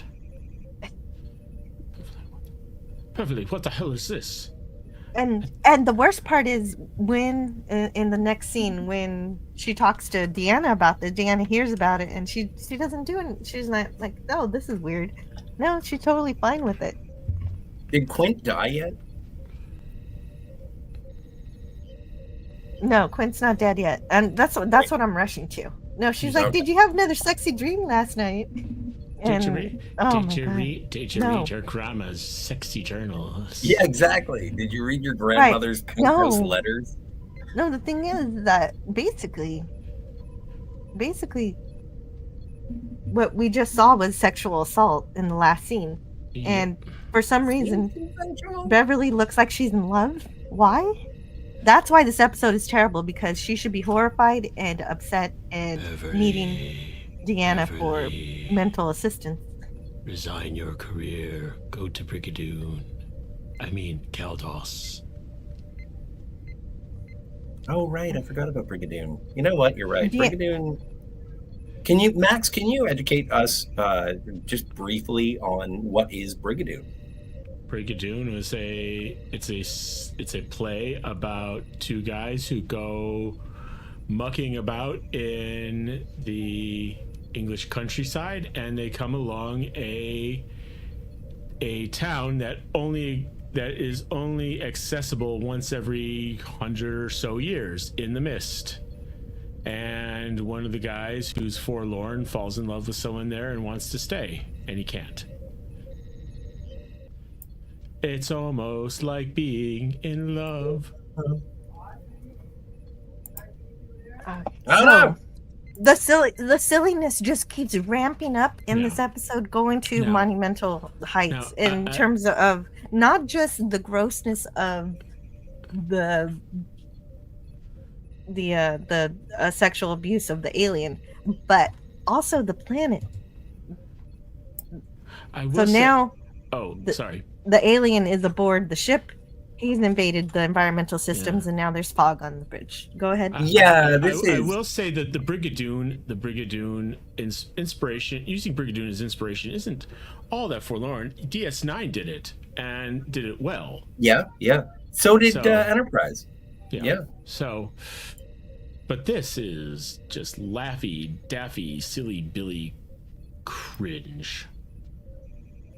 Red Jack. I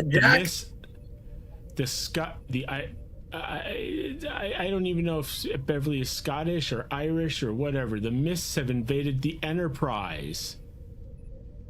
My God. Yeah, it is kind of like, this is the part where it's just like, oh, we have to do something. Like, we're paying so much attention to this stupid ghost story that we have to do something on the ship. I'm expecting leprechauns or the Fighting Irish mascot to come out. You know? Yeah. Anyway, okay, that's all I have to say about this. Well, okay, that's why everything's green. Okay, that doesn't make sense. I do enjoy the one brief thing that happens here. It's like when it's like, okay, so discontinue the energy beam. And then Data's like, oh, I can't. It seems to be a feedback loop. I got to go to the station to go fix it. And it's like, so this is just going to be here? And it's like, yeah, this is just going to be here. And then Picard goes, well, I'm going to go get my jacket. And I was like, yay! And then he never puts it on. So it's like, it's a tease. Yeah. It's a tease. I love gray sweatshirt, suede jacket Picard. I wish he had put on his jacket. Well, I'm sure the Guinan... I'm sure Guinan put on her jacket because 10 Ford has dropped below freezing and Deck 13 has lost gravity. So it's just causing the aliens causing mayhem everywhere. And yeah, like you said, the feedback loop, the weather control system, whatever. And there's a power failure because, of course, the alien, I guess, is sapping the power. They don't ever say exactly what's going on there. And you're just mentally, okay. So then now Quint's gonna die. Quint dies. Yay! No! Get away from me! You don't understand! He's trying to kill us all! Okay, this could be good. Can you get the dialogue between Quint and Geordi and Data? I just gave it to you. That's it. No, but I need the cue cards, or else my Scottish accent sounds stupid. Okay, so you're correct And knowing, how did you know which dialogue that I actually have in my notes? I have the script. I do too. I know Hold you guys on. are more prepared than I am. That's why I'm saying you guys are rad. What do we got? Okay, so ... Thank you for the delineation. Scotty, I have the script. I do too. Can you hear me, Max? Yes. Yes. Okay. I'm going to put it in the private chat, and you guys can Okay. read it from there. Yeah, but okay, so there are 3 characters in this scene. There is Data, there is LaForge, and there is Quint. Now, I think, Max, you should be Data. Jill, you should be LaForge. And as usual, because of my amazing Scottish accent, I'm going to be Quint. Okay, I'll be LaForge and the narration. Okay. All right. Are we good? Oh, wait. Oh, sorry. I didn't have... Wait, hold on. Private chat. It's going to be in the private chat. We're good. Yeah, he's dead. Okay. We end with he's dead.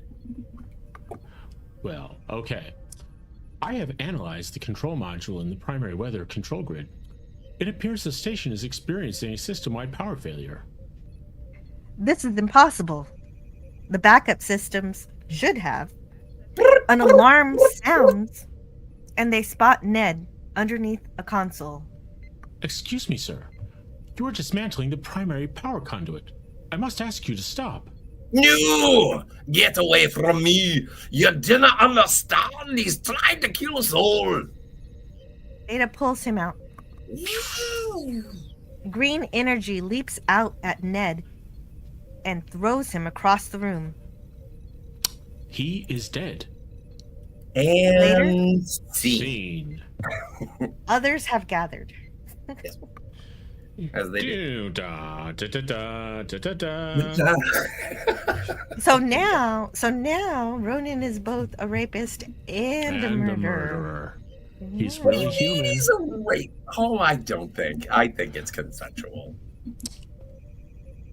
Well, I don't think... you know what? This is an ethical discussion. I don't think this episode is worth having. Fair enough. Gavin, I agree. 10% It doesn't less. it doesn't address it at all. It doesn't address that at all. You're right. There was the episode they had the episode Violations, in which it was like, yeah, you go into someone else's mind, it's straight assault. You don't understand! He's a rapist and a wobber! But is he trying to kill us all? He's trying to kill us all! All of us? Are you sure? Well, the world don't move. Moving on. Wait, anyway, Ned's dead. Ned's dead. And he didn't even get a funeral. No. How many people die in this episode? None of them get a funeral except for Felicia. No, but this is zoomed.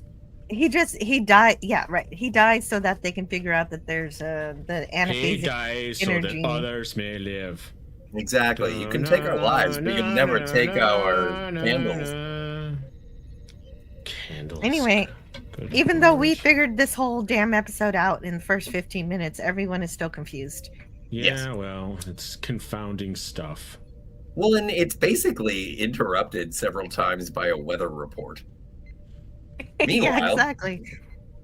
Meanwhile, here's the weather.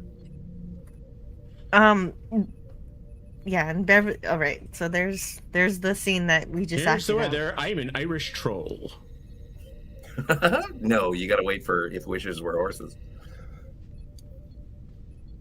Oh yeah, I heard that they wanted to make that a leprechaun, and O'Brien was like, no. Yeah. And they walked back on that. That was the best. Cole Meany. Thank Cole goodness. Meany rules. Cole Meany is better than this episode. Colomini brought some of his weapons from Under Siege. It says, Rumpelstiltskin. But yeah, exactly. Rumpelstiltskin. Okay. Rumpelstiltskin.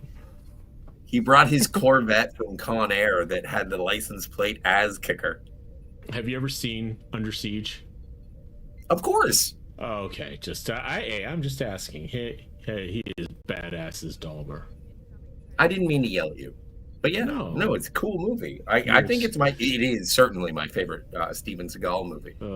Which is better than this episode, for sure. And just as an aside, because we don't want to divert too much from this episode, It is. Because I'm trying to get it over with. It is the peak of Steven Seagal's career. You can see right before the bad guy he offs right before Tommy Lee Jones. That is the peak of Steven Seagal's career. I'm in. Thank you for letting me espouse. No, it's great. It's Oh, accurate. yeah, you're welcome. All right, so Beverly goes back to talk to Ronan about the death. Hey, somebody died. But he manipulates her into caring more about the candle, and he can only be corporeal for a little while, even though he's causing a giant storm on the planet. Quint said you lived in the candle. I don't know if I could love a candle person. I couldn't love a trill female. I mean, love on this show is very complicated. Oh, there was something that Scotty sent me the other day about Beverly. Nama says, yes, is Under Siege the one with the lady who jumps out of the cake? Yes. Erica Eleniak. Eleniak, yes. Sorry, that's I've never. No, never it's fine. I don't. You know what? Pronunciation and boobs are two things that I remember. She is in the cake. But did you hear what I was saying? You sent me something. I didn't. Yes. I'm sorry. I was responding to the chat. Scotty, you sent her something. Yeah, and I'm gonna share it. Okay. And it's about, well, because Max Redstone said love is weird on the show, but I have to scroll up a little bit to find it.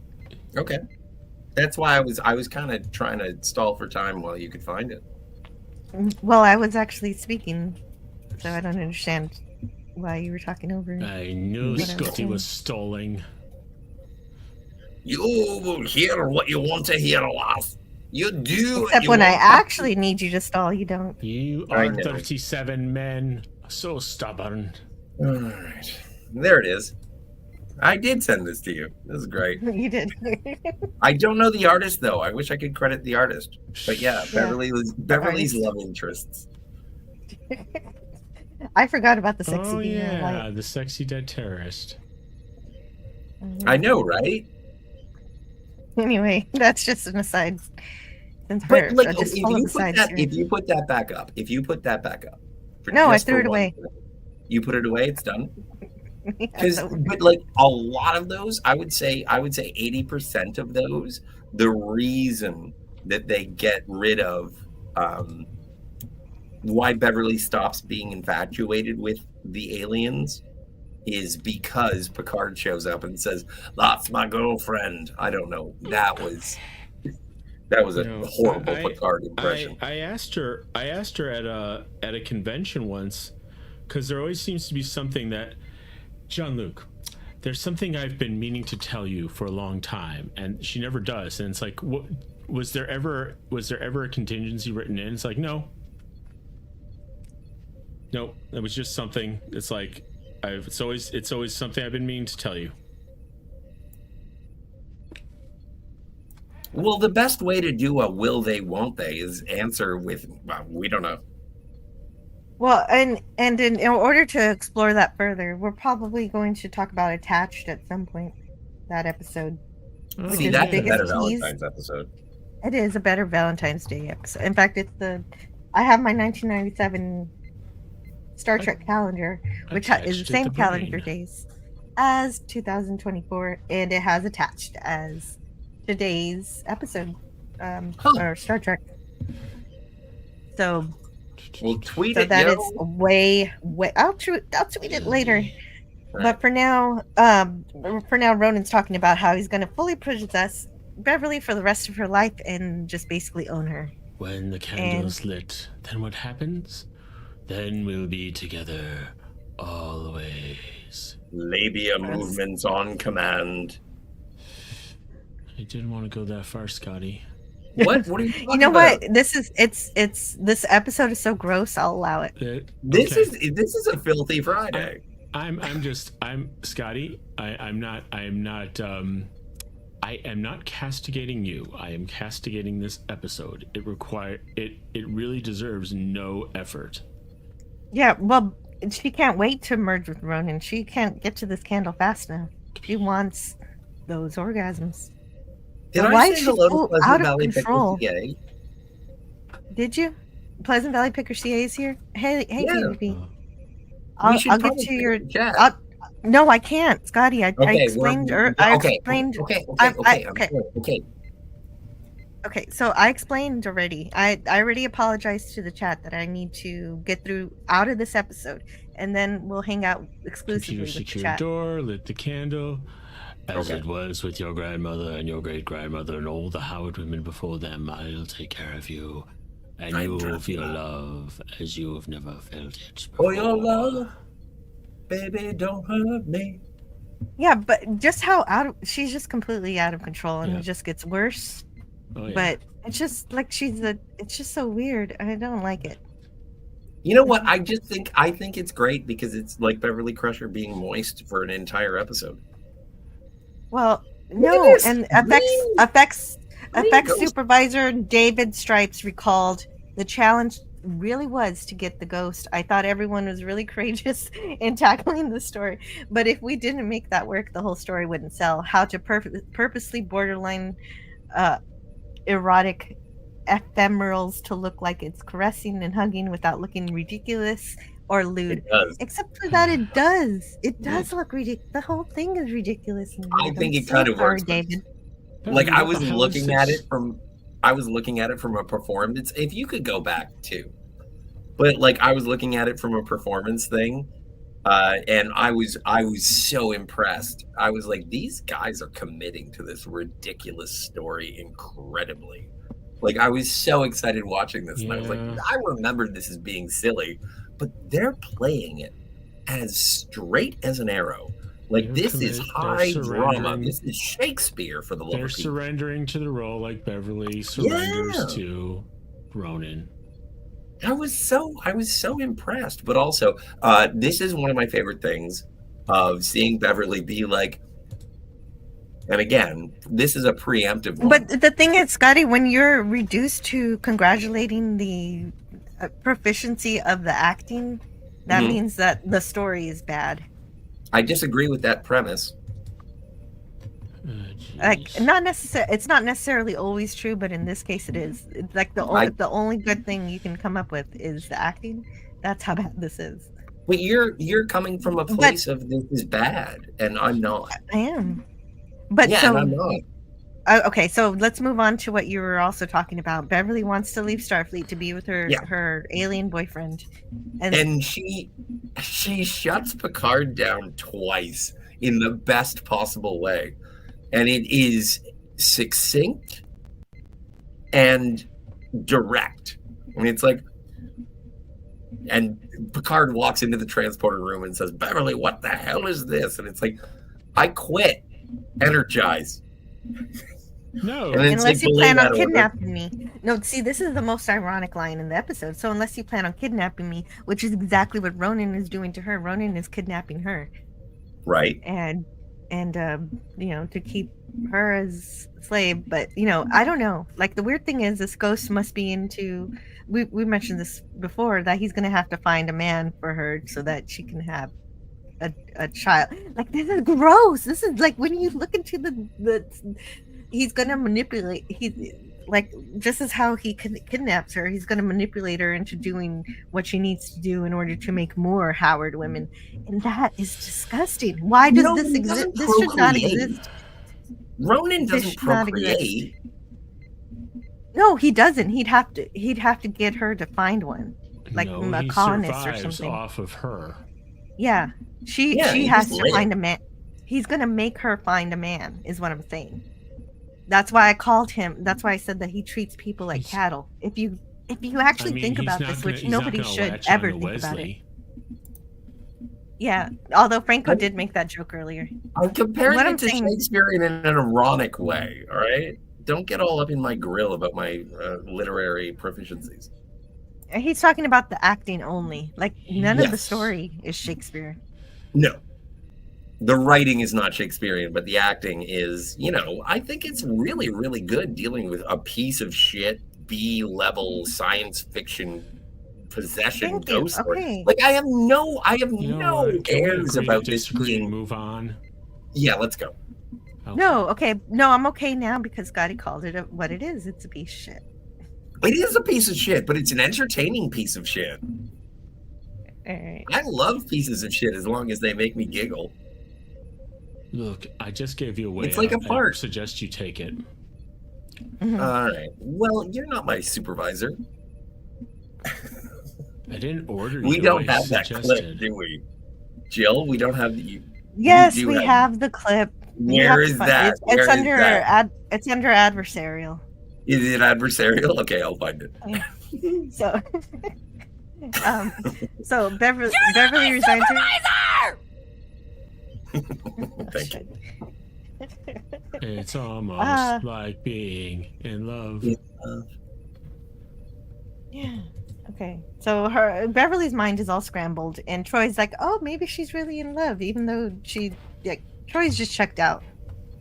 Yeah. Well, but she's also giving Beverly the benefit of consensus. Like she is like, well, it may be a shitty decision, but who are we to say that she can't make bad decisions? And it's like, well, you are an empath. Shouldn't you be able to tell that she's being taken over by Yeah, this Yes. is not a Exactly. good job of counseling on Counselor Troy's part. No. Although, She's an you know what? enabler. One of my favorite parts about this episode is that when Beverly's talking about all of her ghost gasms, and Troy says, "Should we get back to the duty roster?" It's like, oh, I forgot. Like Troy and Crusher are like they're both part of the medical staff. Yes. Right. And correct. Right. Yes. This entire episode, I guess nobody needed the chief medical officer. Someone needed a counselor, though, big time.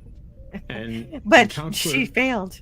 Yeah, and Counselor Troy is not supposed to be there for like the crew at large. She is supposed to be there for command staff, and Beverly's command staff. I disagree. With that because we see many episodes. No, I'm not saying that that's how it turned out. That's how it was supposed to be. Anyway. No, I don't think that's how it works. Scotty, I wasn't trying to start an argument. No, but I'm not fighting with you, dude. I'm just trying to clarify. Yeah. Like because remember she the one where she loses her empathic abilities and she's Lost. Yes. Yeah. The Lost. I hate Lost. Yeah, I know you do. But like think about the Aster. Because that's how you know how useless she is that episode. Mm-hmm. Remember when Lieutenant Aster died, and then it was the son who Worf had, and it was like confronting death. And then there was also, oh my God, it was Imaginary Friend, where it was an alien who showed up and took over another kid or something. It was like Bad Seed or Stay something. with us, Clarice, forever and ever. And it was like, okay, this is weird. And no, Troy's done some good work in her counseling abilities. She sometimes does some good work. Sometimes does. I'm not going to give her a gold star. Sometimes, but she uses her path abilities or her crutch, and that Lost episode shows exactly how useless she is, and they don't exist. Where she's just like she goes up to Riker and says, "I feel nothing." Like she had no. She wasn't at she wasn't at psychology school the day they taught psychology. Yeah, no, exactly. She wasn't. She is superior anyway, based on her empathic abilities. Yeah, because Picard walks in just as Beverly's having an orgasm with the alien. With Count Dracula. Yeah, running. Well, he played Dracula. So that's kind of an awkward thing to walk in on. Yep.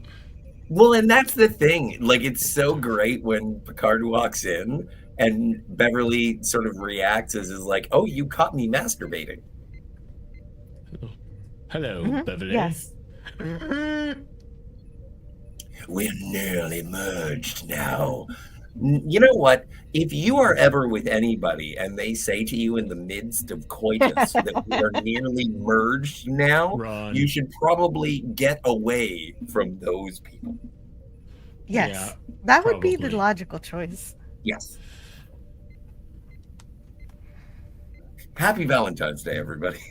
Yeah, happy Valentine's Day. Let's desecrate a grave of Beverly Oh, Crusher. I can't wait. They're going to exhume a body and possess it. Yeah.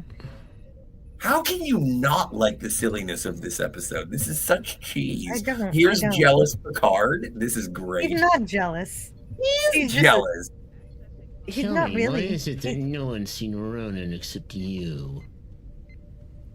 I really want to meet your boyfriend. Really? Are you really Beverly. that dim to think he's jealous? He's trying to figure out why his chief medical officer just up and left his ship. There is a reason why I paired this with We'll Always Have Paris. Yeah. We didn't get a chance to review that, but frankly, I'm glad we only have one of these. But go ahead. I think the grandest romantic. They will not trump the grandest romantic gesture, which is Picard throwing Shakespeare Damon Togg to get Loxana Troy back in Menage. That's beautiful. A really good one. We should have done Menage a Troy. That would be a great one. That would have been a better one. On second thought, I would have done that's that beautiful. scene for you. I still will do that scene. You can do it after we finish this. After we finish this episode, let's rip it off like you meant. Did you have something to say, Scotty? Or are you done? No, he always has. No, I was glaring at PvP's comments. Okay, you All have right, to Captain, wait. here I am. I believe Beverly asked you wanna to be done with leave this. her alone. Let's go. Look at that costuming. Come on. Like, these are handsome people. Everyone's very good looking. I'll go to the governor myself. I love this in terms of the logic. This is almost like Captain Kirk asking Landru why, or sorry, M5 why. And it's like, why don't we go to the governor, sir? What ship did you get here? Who are your neighbors? Like, it is classic Star Trek logic. Please. Well, no, but I get where you're coming from, but that's kind of the Federation, and that's a whole other argument. Yeah, well. At least Beverly doesn't let Picard die. I hate to be a rude, but if someone's going to say that this is the worst thing ever, like, they should This shut is one up. of the worst.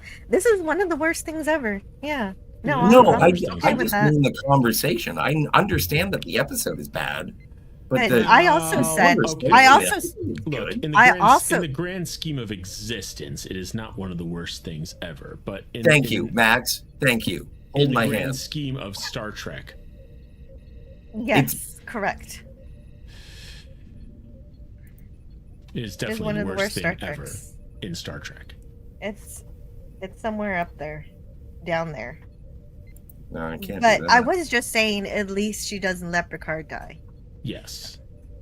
Penny, shopping, groceries. but that's also. Oh, hi, Penny. Again, this I'll episode get is. to you in just a moment. We got 3 minutes by left.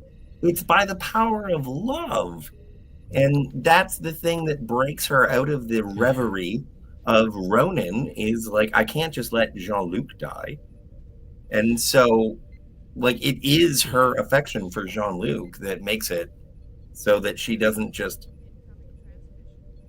succumb to Disentomb Ronan. Felicia Howard. Yeah. Okay. I got a question about how come the soil didn't collapse when they extracted the coffee? Because from it's the ground? worst ever. Okay. Yeah, you Thank got a good point. Okay. I was just curious about that. Yeah, because bad special effects. All right. And yeah, so she has the same kind of she, like you said, she gets possessed too and shocks Data and Geordi. So this is, I think this is the first time in Star Trek history that you get to see an exhumed, resurrected grandmother. Yeah. Yes. So for that alone, I'm going from a 6 to a 7. You were at 6? I was at Crap. 6. 6? Yeah. That's nuts. No, I get okay. So I was at 4, and so I'm going from 4 to 4.5. Resuscitated 4 is dead so generous. grandmother. Yeah. So 4.5. Okay. You're not Granny Nana. Palpatine? Nana's dead. Gavin? Leave her Gavin alone. is fucking nailing it. Sorry about the swear. I'm sorry about talking over me. It is Granny Palpatine. Granny Palpatine, yeah, very good. Green comes out of Felicia, and the corpse falls back. Ronan appears. But when she calls him out, "You're not Nana. Nana's dead." And so that's why I was reading that. Leave her alone! You're a stranger. I'm not supposed to talk to strangers. Get out of my grandmother. All right, so here's the whole, well, if you want to call it the climax of this stupid episode. Oh, there have been many climaxes so far. Oh God! Come on. And so he's just like, well, no, that was fine. I'm okay not, with that one. I'm not sighing at you, Scotty. Thank you. Yeah, so he just wants, he's just like, Sorry. he just wants the Enterprise to go away so they can be together. And it's like, oh my God. So she finally gets some kind of will of her own. I also just want to say, together forever is never enough. And now that she realizes she's being controlled, she can somehow fight against it, I guess. Yeah. She has a moment of mindfulness. Oh, hooray. But she is absolutely shaken from her infatuation with Ronan based on when Picard gets threatened, that's when her resolve for Ronan gets shaken. And so I think that this is, again, something that is resonant throughout the series. Bev loves Jean-Luc. Do you think it would have been a little bit less resolute if it was Geordi or Riker? Oh yeah, she would have. Well, she might have fought this hard for Riker, but not as much for Geordi. Interesting. I love it. Well, She in any case, I love it. She taps on Geordi's comm badge and says, "Will, it's Bev. Shut down every power source orbiting this planet. I'll explain later." And the only thing that Riker says, and it's obviously stock audio, and it's like, understood. Okie dokie. Okie dokie.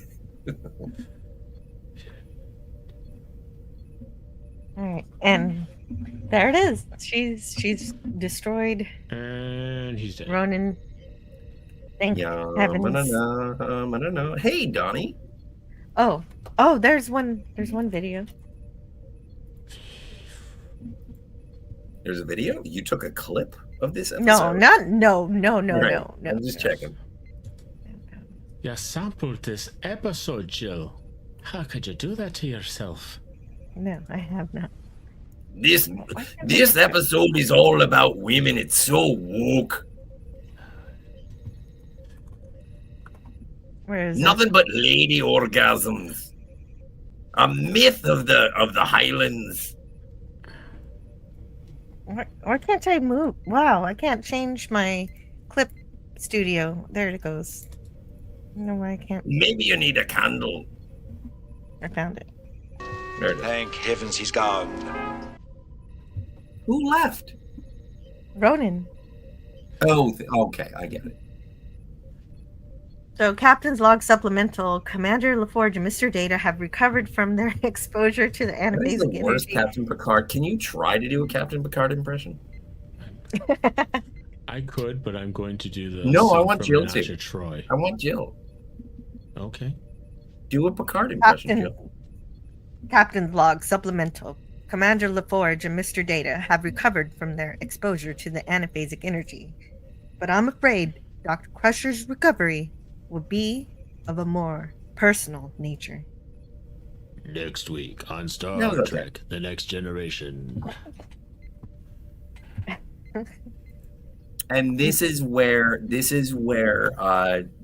Bev absolutely is acquiescing to the non-consensual possession of her entire family by You might call it a family tradition. Yeah. And yeah. Oh my God. Let's stop that. Fake Let's stop ones. that. I'm glad that there's a safety cone at the end of that episode. Just don't. If you are into cheese and bad things and you enjoy the hilarity, then I recommend it. If you actually want a Star Trek episode, this is one of the worst things that you could possibly experience. No, this is not Star Trek, despite being a Star Trek episode. That's correct. So, I don't know. The Jill, uniforms are pretty on point. Can I drop the Well, you know what? Can I just do the whole scene from Menage a Trois myself? Or do you want sure. me to do it with you and Scotty? How many roles are there? Just by yourself. I've done it, but I've done it before by myself. Can I be the Ferengi? Oh shoot! Hold on, give me a minute. What you have? Is that your ringtone? Okay, you can have a minute. He'll be back. He said give him a minute, so he's not going to answer you. All right, I'm sorry. I didn't mean to get. Oh my god. No. I know. Whatever else Ronan did, he made her happy. That's awful.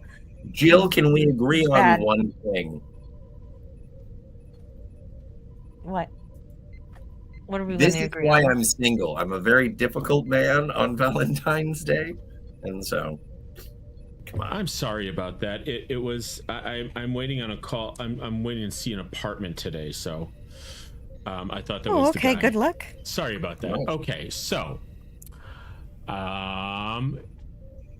do you have the script? Hold on. Copy. Well, I'm asking you. Do you have the script? I'm putting it into the chat right now. Wicked cool. There.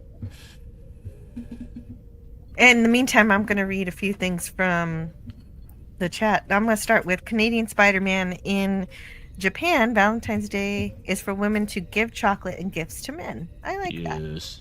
Then we give back in a month. So nice. 9 months. So Scotty, we would be starting from. Yeah, I don't know where to go. Wait, Riker and Troy are beamed directly to the bridge. It's right near to the bottom. Okay.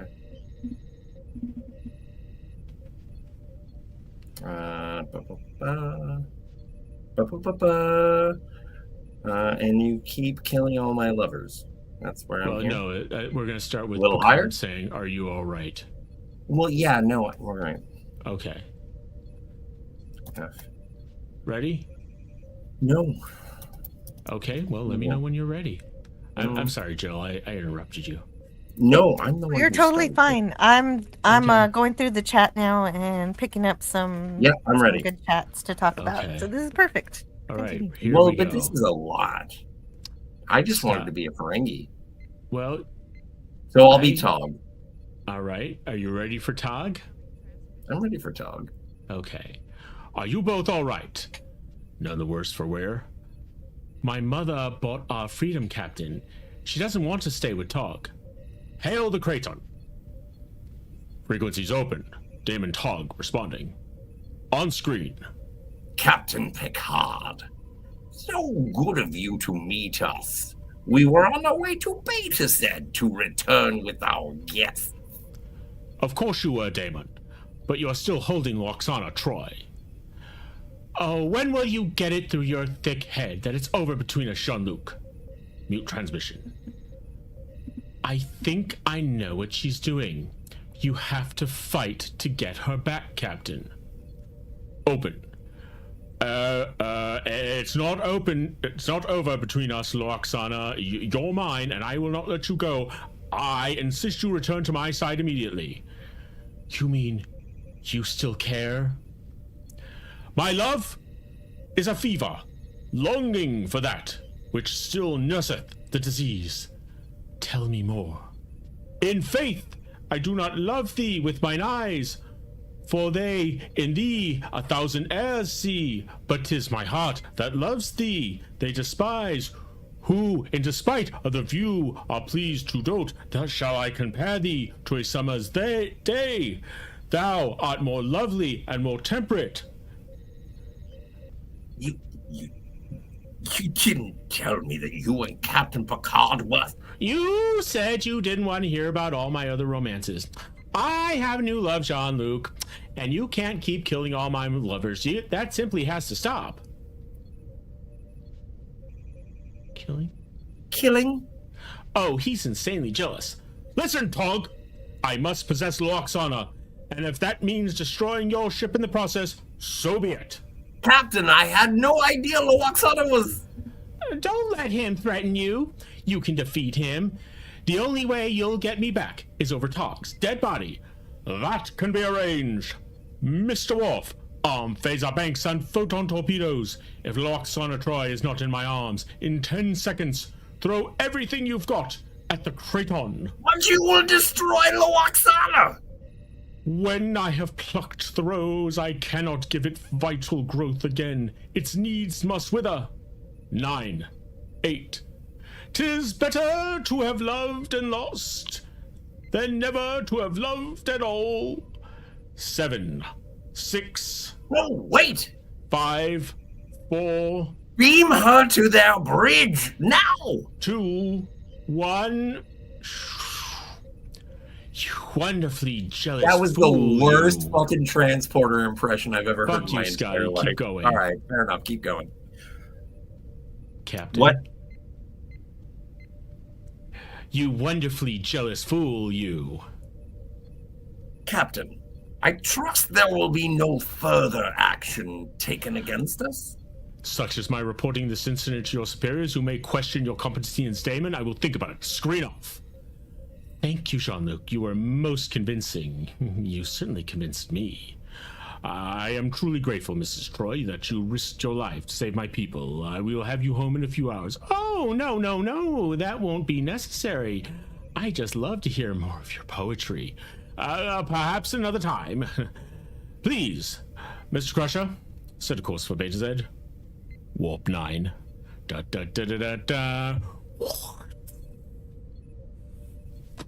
And scene. And scene! You know, I can't do all this. You know, I'm Scotty. Come on, Franco gave us applause. This is great. know, No, Max, that was fucking fantastic. I loved it. That was awesome. I love doing these little radio plays, even if I'm not good at being a Ferengi. I like playing the Ferengi, but I'm not a good Ferengi. Okay, can you guys continue speaking for a little bit? I was starring the chat, and this was very helpful. That was a very helpful interlude. But I had to go to the bathroom. I want you to try something. It's called root beer. I can it's fine. I know. Right. Where do we start? Cloying and happy. I'm almost done. I'm at at the worst thing is start, and then I can do that. What? Do you know what the worst thing is? If you drink enough of it, you begin to like it. It's insidious. Just like the Federation. Wasn't it recently Andrew Robinson's birthday? I'm not sure. Andy Robinson, really? I thought so. I thought I saw something. You know, social media is like Also, it's all a tossed salad and scrambled egg. Oh, yeah, you're right. It is. Today is his birthday. Wow. What? You're crazy. Yeah. I love Andrew Robinson, not only from next episode of Star Trek: The Next Generation, but also like from Dirty Harry. Like he's a crazy cool villain in that flick. He is, but I do love him. Yes. Happy birthday, Andy Robinson. You know, I love Garrick. Remember? Yeah, I mean, well, I got the I got that cameo of him that one time for Klobby. Oh yeah, you did. That was amazing. And it's a really good one too. I've gone back sometimes to go listen to that, but I forget where it is now. I have to find it. Hold on, I can Oh no, I'm not going to play it here because it's not my video. Okay. Well, I'll let Mark play it. That's Mark's to play. Well, it's actually mine to play because I bought it. Oh. But you know. Oh, it's yours to play. Okay. Yeah. Well, I guess you can if you want to. I was gonna say it's in my movie feels very folder. sacred to me. Here in the black on the secondary level. I know what it is. Let's play. But Scotty, also you can go to the bathroom if you want. I'm not keeping you here hostage from. No, I the, feel like a kid in a grade school class being like, "Miss, can I go to the washroom?" Yeah, no, like you don't even have to say that out loud. You could just put it in the private chat and leave and be gone. Like you don't have Would to. you- You don't have to ask for permission for that. Would you like Ever. to see Andy Robinson's cameo? Yes, you can play. Okay. Yeah. Hold on. Let me. Since it is yours. My drive. And then I'll go to the washroom. Hold on. We will present. Share screen. Oh. Actually, I want to present a video file. Video file, OneDrive.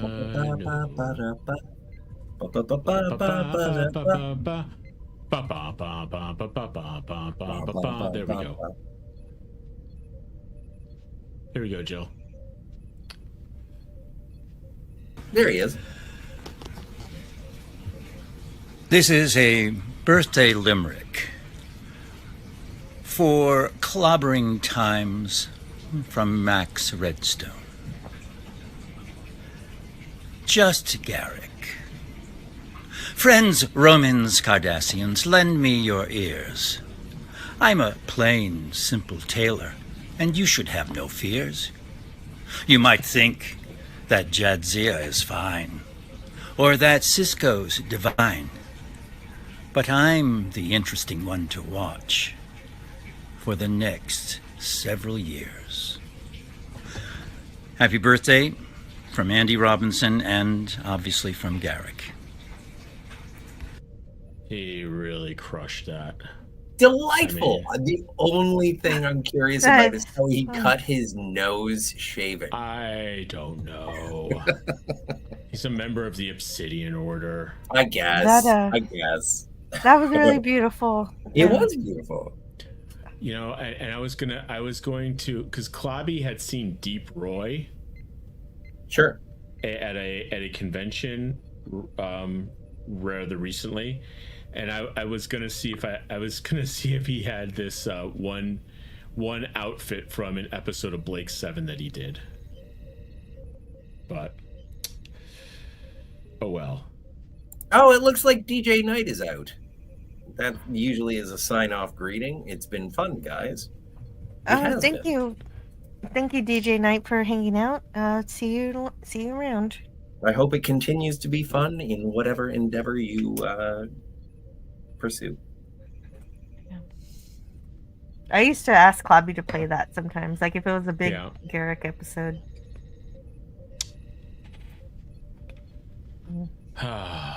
Yes. Dirty Harry. But it's good to remember our friends. Yes, it is. Of course. Oh, come on. Dr. McCoy, end of Star Trek 2. You know, he's never really gone as long as we remember him. And that's not a sad thing. And then when all the It's a gone, glorious he's thing. gone. No, but that's a glorious thing. I'm being fatuous. I don't know. I'm callous, but people die. That's what they do. And the thing is the friends and the relationships and the people we get to share our joy with. Yes. And that's what the worst thing in the world is, when people forget us. And as long as people remember us and keep talking about us, it's going to be fine. I can't wait until I die and Jill says, remember that asshole? Oh, God. Oh, well, I'll. Oh, no. Why can't I just say, that That's very asshole, modeling. Scotty R37? Well, but it Yeah, makes we can call you an asshole now. In Casablanca. Right. It's in Casablanca. Yesterday they were just two German couriers, but today they are the honored dead. It's like, what? Come on. Well, looks like this is the beginning of a beautiful relationship. And Casablanca is my favorite Valentine's Day movie. So. Oh, well, there you go. And there you go. And there you go. And someday you'll find somebody who you want to talk to about it. Yes. Canadian Spider-Man says, "Okay, Jill, I'll leave you running. Gotta go fix some car brakes and fix the neighbor's frozen pipes." Oh, great work, Canadian Spider-Man. I'm so glad you're always helping your Outstanding. neighbors. This is why Like Canadian Ronan. Spider-Man is really, actually, Spider-Man. Like, he is so helpful and handy. Well, much like Ronan, he heats up. No, frozen he's nothing like Ronan. Well, What? That's a horrible analogy, Scotty. it's pretty good. Come on. Right No. now, he's fixing the frozen pipes. He's more like He's eating them. Yeah, he's like Chief O'Brien right He's now. not Ronan. screwing. He's not screwing up environmental systems. You don't know what he's fixing doing. them. You have no idea. Maybe there's a wrench involved. I have faith. Of the heart. Shut up. It's been a long. Anyway, now I'm going to the bathroom. Thank God. Okay, you don't have to wash announce it my like I hands. said. I have to wash my hands. If you announce it, I have to play this. Scotty going to the bathroom, hooked up with a lavalier like on Naked Gun.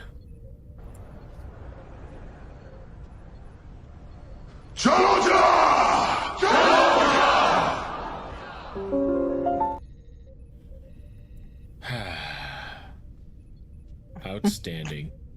Yeah, every once in a while, you have to remember that episode exists. Yeah.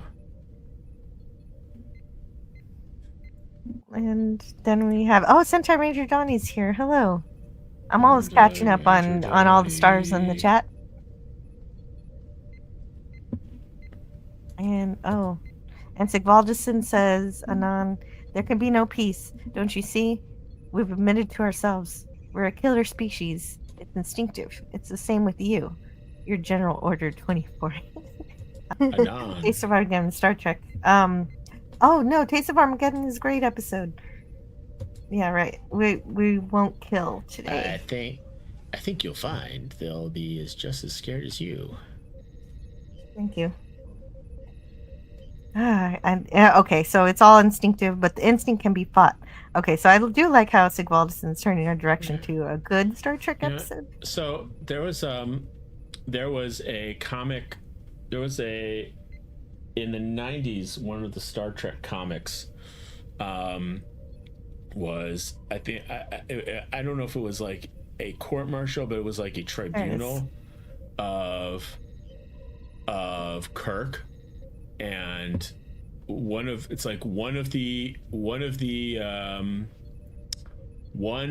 cases was him going to, oh god, I forgot what the planet was, but it was like the one where it was a piece of the action. And so Bella Oxmix comes back, and he has all these suitcases with his cut for Kirk. And it's oh yeah, everything got much better after Kirk.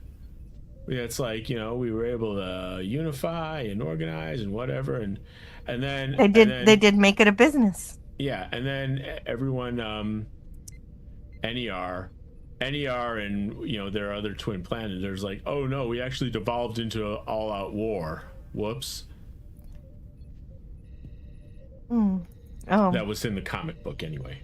Oh, okay. I haven't read the comic book of A Piece of the Action sequel. I always thought it wasn't a piece of the action. It was like the original crew. It was a comic. Like, they had comics of the original crew after the 5-year mission. So. See, it's Under the Siege, the one with the lady who jumps out of the cake. Yes. I think we already talked about that. Okay, so then I can get rid of that one. Did Scotty compare this to Shakespeare? Yeah, he did. That's right, BBB. He certainly did.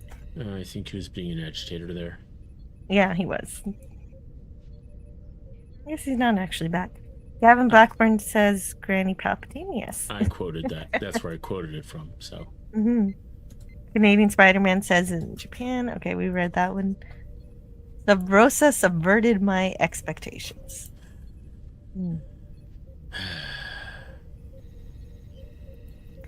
And Greek Larson says, when Picard says he likes older women, how old are we talking about? Let's see. Probably. Can I find? No, because I have all my writings by date. What are you looking for? I was looking for, because I wasn't there, the episode, the Saturday Night Star Trek that Clobby, that we covered, Loss. Oh, the Loss. I wrote what I did. I wrote a. God, I have like 300. Oh, I was there for that one. 300 articles here of like limericks and. Oh my gosh. Yeah, I know. At one point, you were thinking of writing a book. Yeah, I still am. No, it's just I remember. Wait, is this it? I might do a full review of The Lost one day because there are a couple things in it that are interesting to me. But no, let's see. Even though I really hate that episode. And Franco Walker asks, "Can you get female versions of these candles? And where are they sold?" No. So Franco Walker wants to be possessed. No. No. I know. Okay. But Franco, you're gonna lose all all of your own free will. Are you okay with that? There's my grade for Sub Rosa. I gave it 200 Fs. 200 Fs? How do you give it? Yes. F to the 200 power, Well, or what? You can get 200. You can fit 200 characters in a. Oh, gotcha. Yeah. Okay, I could get it in. That's funny. Here we go. Sub Rosa, an episode so bad it launched 3 limericks. Oh, wow. Something causes Beverly to depart from her group. So Picard and Geordi and Data go snoop. A spirit who does not want to slaughter just a Howard granddaughter and lives in a candle that was purchased from Goop. Oh no! A candle, Goop! Love on the Enterprise causes such scandal. Desires that take multiple generations to handle. An emotional tether that rips up the weather. Hopefully Pottery Barn is where Beverly gets her next candle. Oh, Beverly, Beverly, we've had to deduce by a parasite spirit your feelings ran loose. Ronan was evinced, yet you're all still convinced that Wesley is the worst thing that you've helped to produce. Yes. Let's see. Yeah, I miss all those limericks. Those were good. Those were good times. Trying to find loss. This is oh, I'm sorry. Go ahead. Oh no, go ahead. I just Pleasant Valley Picker CA said in the chat, this is probably a favorite episode of the Writers of the Filth. I don't know. I don't really know possibly which episodes they've actually seen. So if they actually even watch Star Trek at all. I have located my I think this review is just too far, too much for Clobby to read. Grade? No, this episode doesn't deserve a grade. Grades are for those who try. Someone took the impudent fighting with Loxana brat Deanna, distilled her, and spread that character over an entire episode. I believe you told me this episode was adapted from... I'd believe you if you told me this episode was adapted from a rejected Beverly Hills 90210 script. Before I go on, I should point out 2 things that make this episode non-Zathras grade 100% crap. First of all, we get a boffo example of why Guinan is actually the ship's counselor. And second, the you-know-who is gone. We can finally restart the Enterprise's cutest helmsman contest by nominating Ensign Allenby. Okay, let me fire up the blue whale-sized wood chipper because this episode needs it. There's a 3-word term that doesn't seem to register with Troy at all: cognitive behavioral therapy. Dr. Crusher does try to gently cudgel Deanna into seeking some treatment. Get ready for the shocker here. One of the other people on the Enterprise who may have a psychology degree during the first shipwide emergency.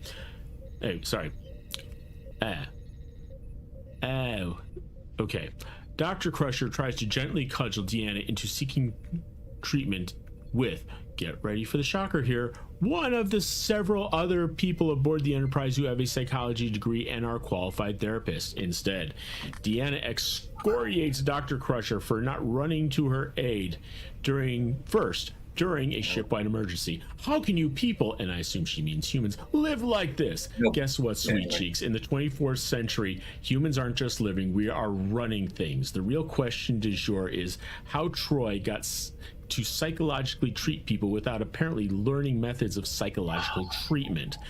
Maybe the sacred chalice of Reeks comes with an honorary degree that Luxana just hasn't told us about yet. Sadly, Deanna shows that without her telepathy, she is as two-dimensional as the entities that have waylaid the Enterprise. This episode could have been the magnum opus in making the case that Deanna Troi has what it takes to be a mental health professional, but instead we get a fart in a mason jar with a card pleading for an Amazon 5-star review in lieu of a grade. I award the 1,013 other people on the Enterprise a certificate entitling the holder to stop by Counselor Troy's office and give her a spanking for no less than 3 minutes. And because I love Reg Barkley, said certificates are fully transferable. Okay, first things first. What episode are you reviewing? The Lost. He's reviewing The Lost, where she loses her powers and she can't perform her duties any longer. And she acts like a victim the entire time. Well, because she is? Oh, God, Scotty. She loses her empathy. She loses one of her innate senses. Counselor Troy's brain has declined, and she can no longer read another person's mind. Well, she not gets even sad, read she another gets person's mean, mind. She acts like a spoiled teen. Deanna deserves a good smack on the behind. I think that's an insensitive assumption. I have my review from that night too. Okay. I said F for full of failed potential, exploring what happens when someone suddenly suffers a disability could have been touching, but not only has Troy's emphatic abilities have gone, so have the writers.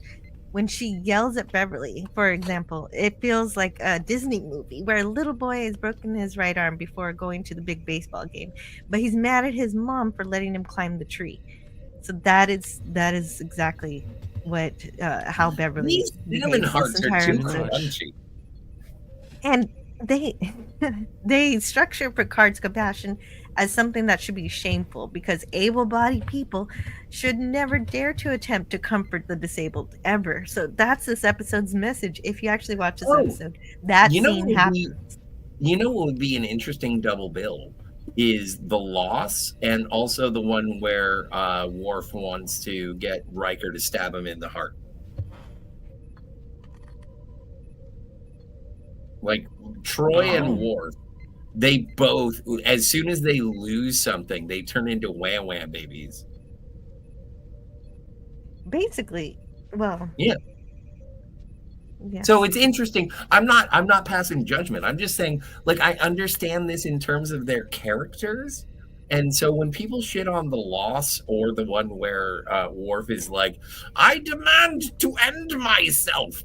It's like, these are two episodes that are emblematic of their characters, because their immutable character traits are ripped away from them.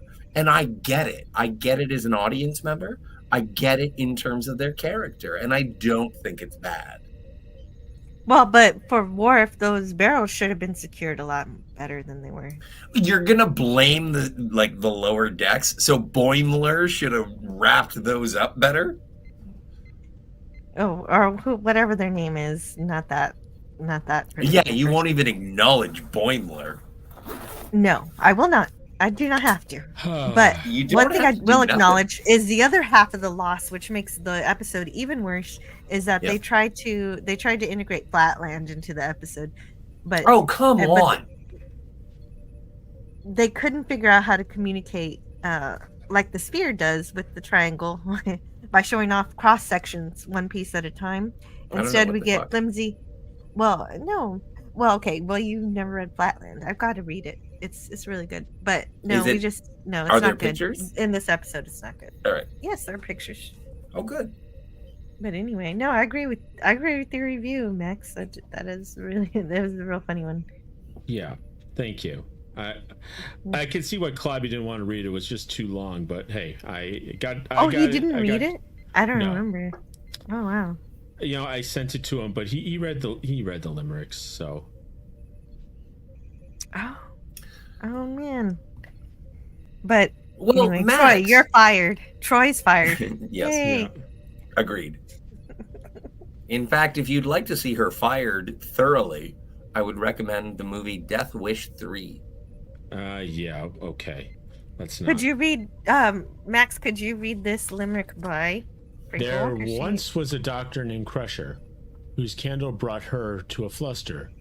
When it was lit, it tickled her clit. It really was a head rusher. Good Yeah. Lord. No, I'm Didn't realize on it had Franco's that. side. That's okay. No! We're allowed to say words that are anatomically correct. And I'm going to see this apartment on Sunday morning. Sorry, I'm a bit drunk.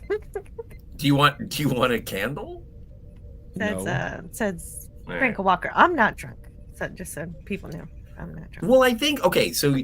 Jill, you have mentioned infinitely how much you've disliked this episode, and good. there I'm glad have that been. came across. Yeah, no, it wasn't lost on me. But what is your romantic Star Trek episode? I'll go first, even though I asked you. The thing is that I wanted to, I would have adored to do your Cordially Invited when it was the marriage of Worf and Jadzia. And you were like, no, we can't do that. And I was like, all right, fine, whatever. But like that, I think that is probably the most romantic episode. Probably. Wouldn't have minded. I wouldn't have minded that one. I do like it too.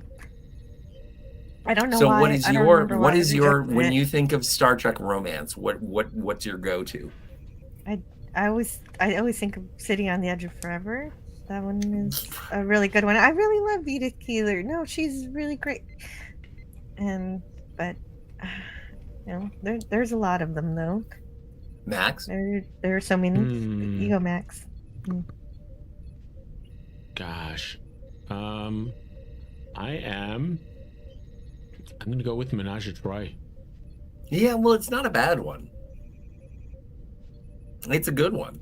It is actually, and especially because of what you read, how you performed in terms of Patrick Stewart being able to sort of ham it up with Shakespeare on the bridge. Yeah, that's amazing. And there's also some Troy Riker action. So.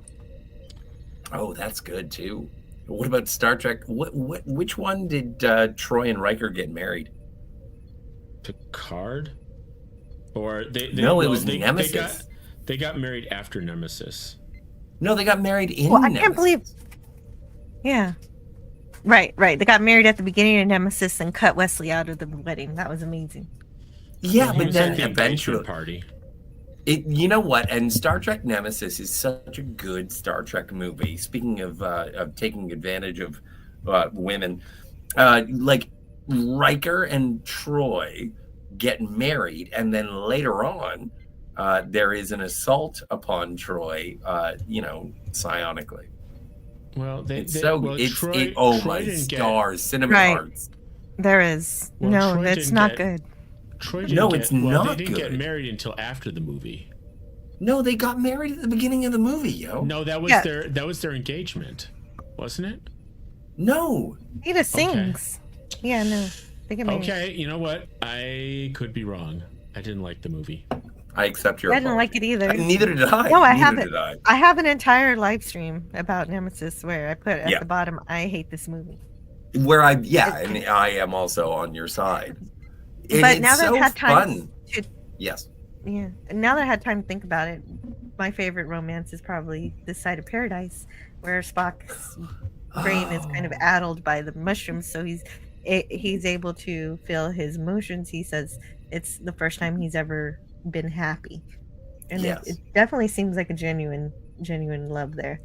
Even though Very it's under the touching. influence of the spores, and You know what? I Oh, love sorry. the end scene where they depart. I'm going to have to also add as a very very very close second, Amok Time. Yeah, but that's a divorce show. Yeah, but it's an intense romance. Also a bromance. Yes. Mm-hmm. There's all sorts of romantics going on there. So, Do you think that? Oh, what is it? It's court martial. Do you think that discipline would break down if I kissed the captain of the starship? And then Kirk says, "I don't know. Try, find out. Nope, everything's fine." you kiss the captain of the starship? Depends on the captain. And I'm still going through some of the stars from the episode. PvP said earlier that the episode was like if Hallmark made a TV porn. It is Kind of, yeah. on the level. And of I a don't Hallmark. understand why that's a bad thing.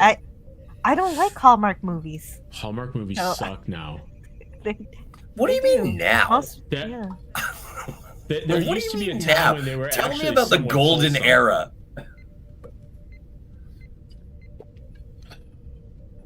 There was a time when it wasn't all about girls getting dick. No, I believe that Hallmark has always been about girls getting dick, but romantic dick.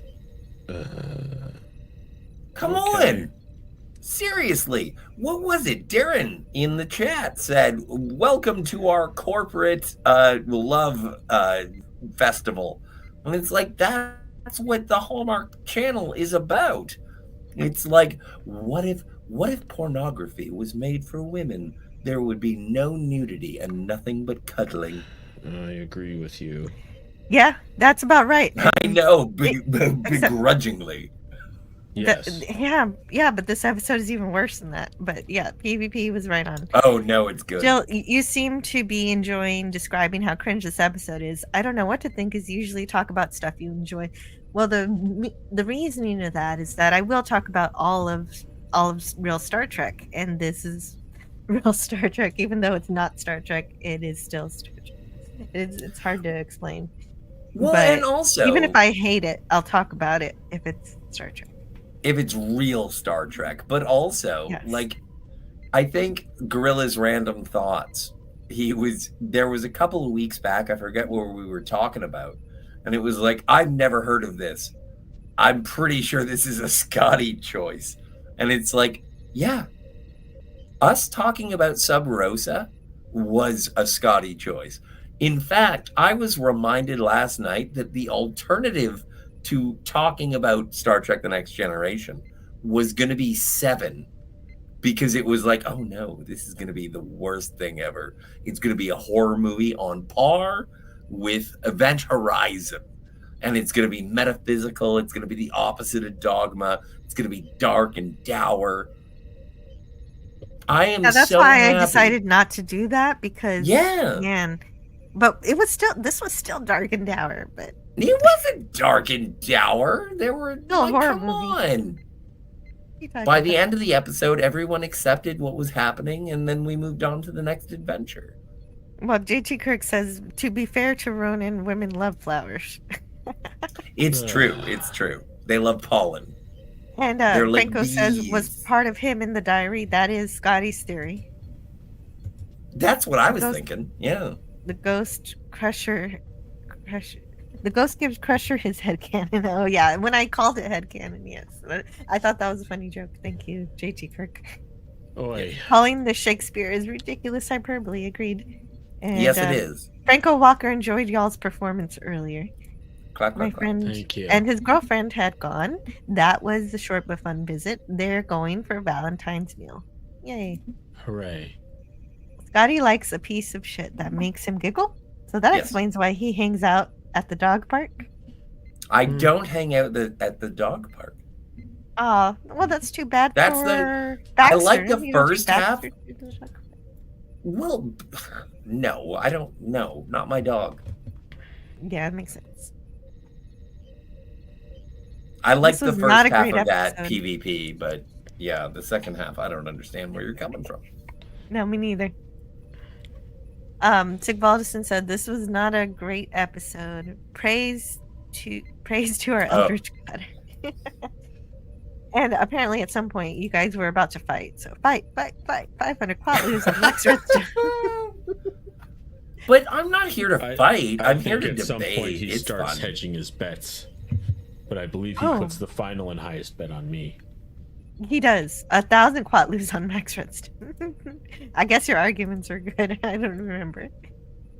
This gets my vote for Jill's worst tea time, as it's tea time with as tea time is what Sub Rosa is to TNG. Okay, so but I'm gonna end up talking about, like, Scotty could convince me to talk about Code of Honor because I haven't talked about it yet. And that's gonna be even worse than this one. God. But I'm not saying I'm doing it anytime soon. But This is the thing that I will really talk about bothers all of me them. about modern Star Trek fans is that they will say that the filth is the filth. Anything after 2005 is the filth. And then because they've decided that anything after 2005 is the filth, that means that they will use that term to bleed into the 735. And they'll say, oh no, this is awful. This is the worst. And it's like, so when are you going to stop calling Star Trek the worst? My entire reason for getting on the internet in the first place was to talk about Star Trek with people who love Star Trek. And the most I have found is a bunch of people who want to find out how bad Star Trek can get. And I raise a very high middle finger to people who want to disparage or disregard Star Trek. And so even if we have bad, wait, Max, I'm gonna try and cherry this.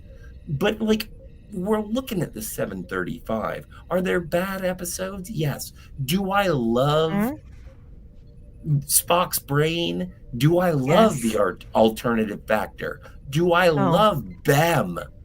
And the answer is yes. Do I love talking about them in an affectionate? I disregard them because they're goofy and silly and stupid. I trashed Sub Rosa today with love. I wouldn't have talked about it at all if I didn't accept it. Exactly. Even though I hate it. And that's such a relief to hear you say. Like, as much as you hate Sub Rosa, come on. It's on the Enterprise D. They wear the dress uniforms. Beverly looks cute. There is character development between the friendship between Troy and Crusher. Picard is jealous. Although regarding everything you said before that was just a mingle of generic rage towards people with opinions. Fuck people with opinions. Yeah, that is basically what you're saying. If they don't agree with me, I'm gonna be on the internet being upset at them. But anyway. I believe you just defined the internet. Yeah. BBP says this makes and the children shall lead look good. Well, I don't know about that, man. That was also bonk on the head. Bonk on the head. That was also an ethereal, sort of non-corporeal being that was manipulating innocent people. So the children. Do we have Hey Brother? Do we have Way to Eat? Hey Brother. Yeah, we do. He has some. Can you play the clip? I don't know where it is. Which one in particular? Oh, just the song. Just the song. Oh, the song? I don't know if I have the song. I don't know. Probably a copyright claim. Makes sense. No, I just like don't want to torture people with that. I think I got rid of it a while. Herbert. Yeah. That one. And absolutely, PvP, you're absolutely correct. Bonk bonk on the head was Miri, my mistake. How dare I consider myself a scholar? But we're merging the annoying children episodes. You're an annoying children. That didn't make any sense, but I had fun with it. No, it didn't make any sense. I'm glad you. All right, and this, of course, this one comes from the actual good Ghost Star Trek episode with the alien. Believe me, Captain, immortality consists largely of boredom. It's metamorphosis. I'm back. Oh, welcome back. I got something in my eye and my contact fell out, so I had to go get my glasses. Oh no. Oh, it happens. I hope you find your contact. Well, it's a daily, so, you know. Okay. I have literally hundreds of them. Hooray. So you just had to replace it. Yes. Nice. Well, I just decided to go get my glasses. I'll put one in later. I can't believe I'm looking through my videos for more, You don't have to see if I have more clips. Don't worry about it. Let's look for bad things. You know I reach you. See, that's a good one. Yeah, I like that one. Cowboy diplomacy. Yes, he's infuriating, sir. How can you stand it? Yeah, well. What a... No, I can't say it. What? It's daytime. Okay. That's a first. Oh. No, it's been like a Can you third. do your critical drinker for this one, Scotty? Sure. Do I have a clip? Or do I have a... No, read the comment on Good riddance, sub Rosa. Go away now. Thank you. I'll guarantee you that Critical Drinker has never seen Sub Rosa. Oh no! Critical Drinker is a Star Trek fan, but I don't want to argue about I him doubt because it. I like doubt him it highly. And he is. No.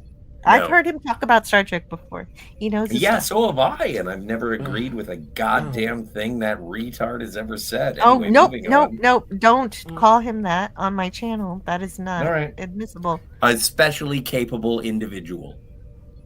Scotty. Just quit while you're ahead. I don't like that. Scotty, you're being given boundaries in a rare. It's a rare. No, I know. I'm not allowed to dislike what I dislike. No, but this is a person who I like. And yeah, it's no, my I know, channel, and I accept don't your want- apology. It's fine. Yeah, and you can have your opinion, but don't be rude.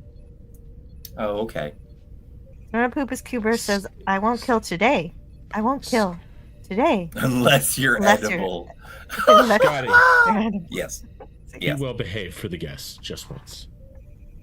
He's not even here. I'm allowed to talk shit about whoever I want. I am speaking figuratively. No, you don't. I just told you you can't. All right, I can't talk shit Not about here. people. You can. All right. Somewhere else. Somewhere Scotty, else. somewhere You else. can do that on and- your channel. Scotty, You can can go and live do talk right shit now. about people. All right. Okay. Not really. Who do I talk shit about? Anything and everything. But who? You know what? I wish I had a No, just give me an example. Name a name. I don't. Like Critical Drinker is one, but who else? I don't know, Scotty. Well, if you don't have an example, I don't accept your argument. You're making me wish I had a court reporter for all the other shows you were on.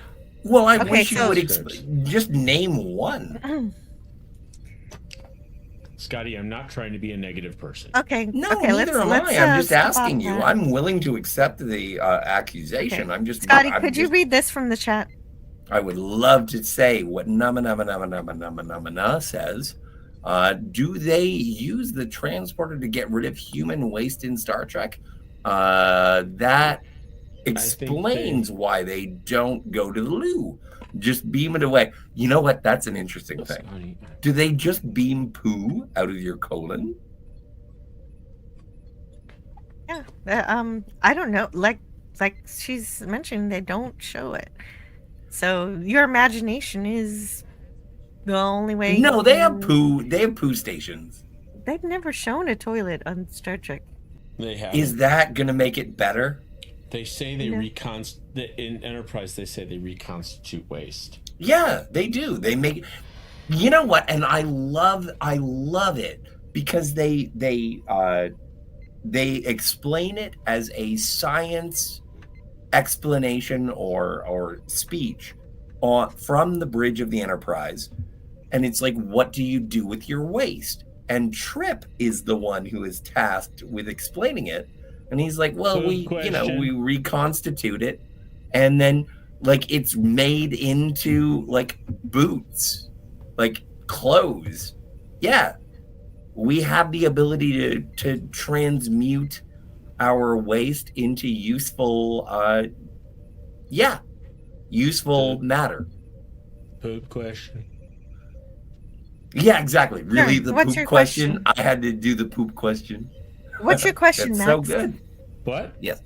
Did you have a question? I'm Max? just saying that. No, that's what Trip says in response. It's like gotcha. every officer is getting a question. That's the question he gets. The poop question. The poop question. And so. That's Connor Trinner. That's Connor Trinner's line of dialogue from there. Yeah, it's such a good episode. And then he goes on to explain whatever. And so, since you asked about romance episodes, we do have some answers in the chat now that I see. Well, I do want to just like keep pushing back. Critical Drinker has over 2 million subscribers. Oh no, we're not. Doubt he cares what Scotty thinks of him. Well, you know what? I don't think of him very much, except for the fact that he's wrong. All right, great. Okay, you disagree with him. That's fine. You can think he's wrong. But we're not talking about that. We are not. So, I'm just acknowledging the chat. Sorry about that. Well, acknowledging chat is one thing, but when I asked not to bring up the topic, but the chat brought it up. It was PvP's fault. Don't blame PvP. Oh, now you're blaming PvP. I'm blaming. Because Yeah, we can choose what to bring up from the chat. All right. I chose. I'll be better. Okay. A little discretion. A little discretion, Scotty. Because it's just not fun for me, you know. I am. Well, I'm I want friends it to with be Lance. fun. I'm friends with Lance from the Outcast Creative. He's friends with Critical Drinker. It just doesn't feel I like right. Lance. Zicky. Lance is great. It's not like we're talking about people who are completely disconnected from our world. They're you know, they're sort of, like, even though I'm not friends with him.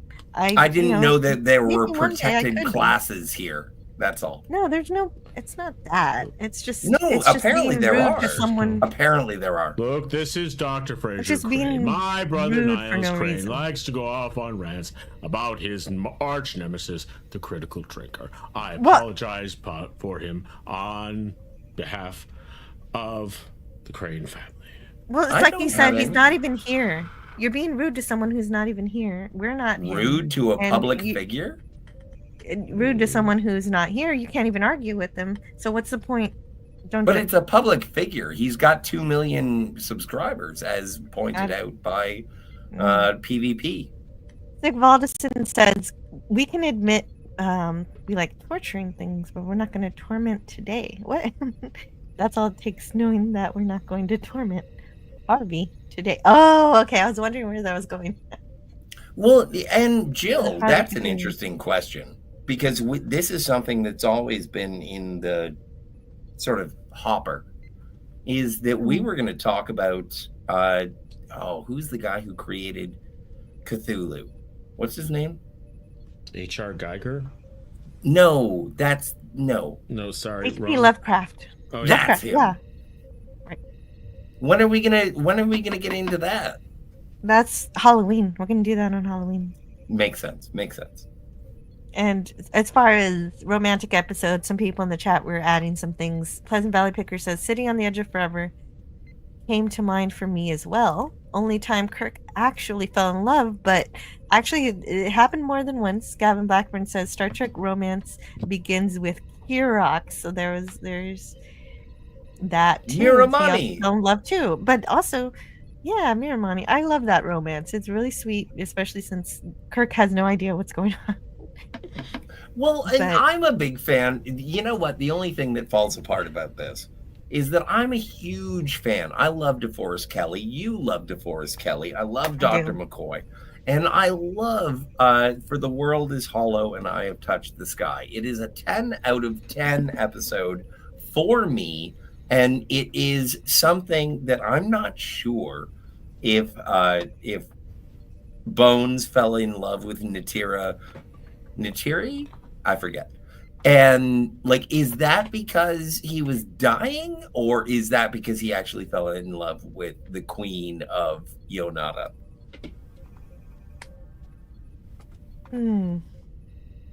I love that episode, and I think it is not only one of the best Bones episodes, but also, oh my stars, Neytiri is a smoke show.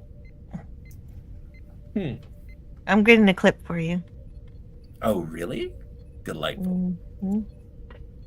And also for, not just for you, but also for Sigvaldison, who sends a $5 super chat. Thank you very much, Sigvaldison, for supporting the channel.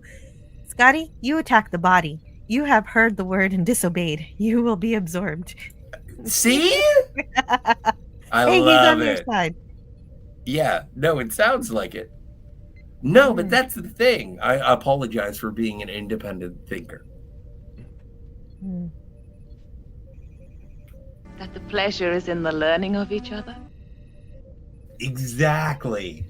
Oh, it's just that okay, you guys. Can you play it one more time? Just, play it one more time. I didn't get just so you know, I've had this conversation with Scotty before. That's the only reason I don't want to have it again. It goes in circles, and nobody really learns anything, and he just gets really mad at somebody who's not here, and then that anger gets turned towards me, and nobody has a very good time, and that's why I'm not entertaining.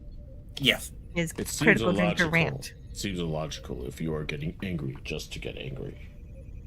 I'm not getting angry. I'm just trying to point out charlatans. Yes. That the pleasure is in the learning of each other? Yeah. And I disagree with that, but we can't have that argument because we tried before and it never works out. It never works out. If you guys want to hear me cry out live on air, that'll be great. You're entitled. You are entitled, sir, to your own opinion, not your own facts. Yeah, exactly. Yeah, but that doesn't mean that your facts are fucking true. I'm not presenting any facts. Yeah, Scott can have whatever poking opinions holes he wants. in my punch card. But I'm trying to support Jill. It's her show. Yeah, his arguments are just emotional and generalized and mean almost nothing. And as you know what, for the longest time, in the words of the philosopher Billy Joel, the longest time. Come on, I'm a Klingon. You're a Vulcan. And so I apologize for, you know what, if you need me, I'll be on holodeck 3 fighting with Skeletor. Hey, Worf that's his favorite pastime is playing his video games on the holodeck. Yes. But I do, like, that's the thing. Today is Valentine's Day, and we are hanging out and talking about a very bad episode of Star Trek The Next Generation. And I'm defending it with my life. And I think it's fun just to be able to talk about Star Trek, even if it's a bad episode of Star Trek. I tried to go for 2 episodes, and Jill was like, I can't take this. Yeah, I didn't have time also. I ran out of time is basically what it is. If I had more time, we would have talked about Paris too. Yes. Well, we'll always have Paris, Jill. We'll always the reason why that movie, that episode rather, came to mind is because I was looking for thumbnails for my 3rd year anniversary, and one of the ones we thought of, the alternative to the one I picked from That Which Survives, was going to be from We'll Always Have Paris, where Data, you see Data 3 times. 3 datas. 3 datas. A fist. He also uses a contraction, which is funny as hell. Mm-hmm. Yeah. And that mistake does happen now and then. I mean, surely you don't think that Gilligan's Island is a... Oh, that gets cut off. I gotta get the whole quote. Wait, what was Yeah, that? I don't understand why you fucking... Sorry about those swears. Hey. Come It's okay. on, Scotty. That's green.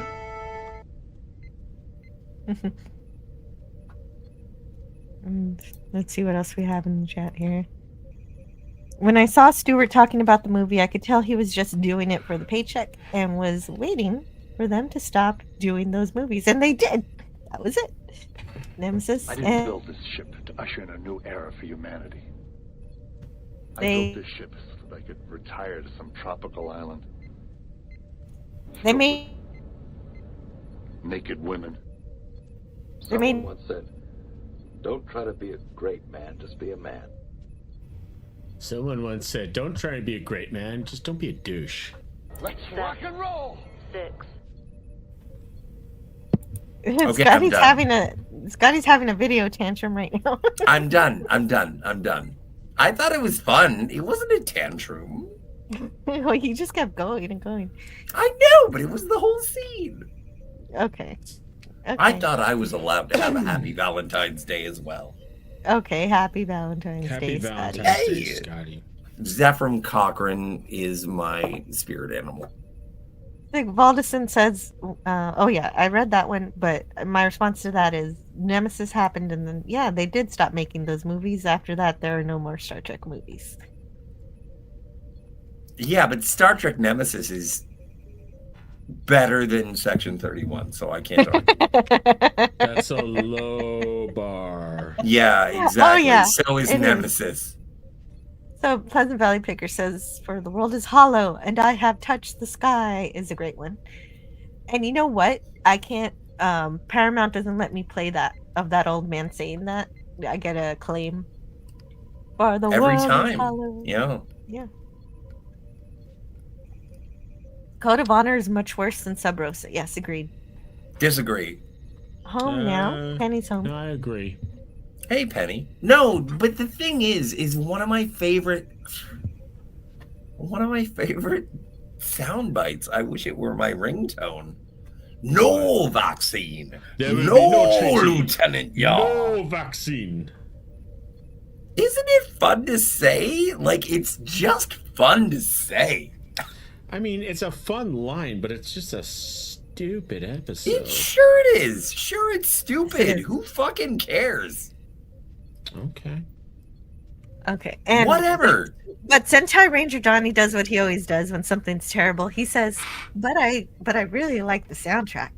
Well, the best part of Yeah. Code of Honor is a score by late Fred Steiner. Yes, that TNG episode was the only one scored by Star Trek, the original series composer.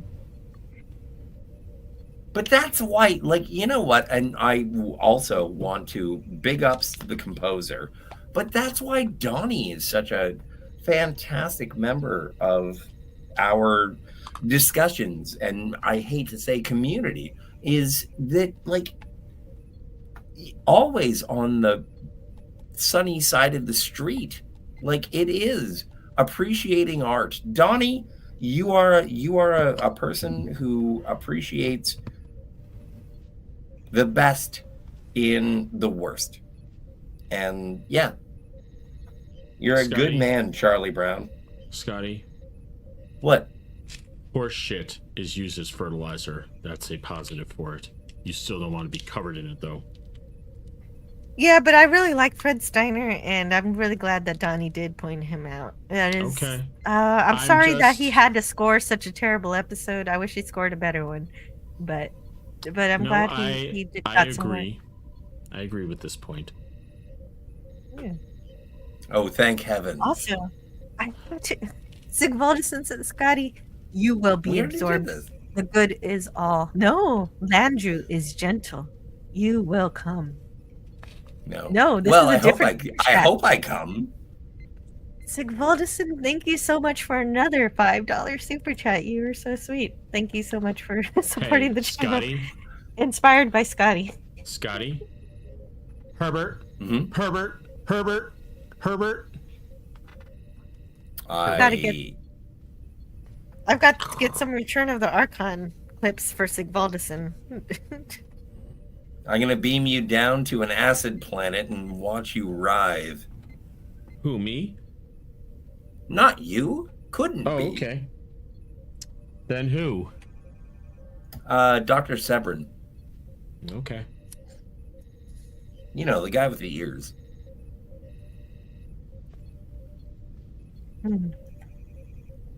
Thank you, Scotty, says Does anybody makes a bow. Wait. Totes, Donnie, you are a shining light of fandom. You are a person who enjoys things, and I appreciate it very, very much.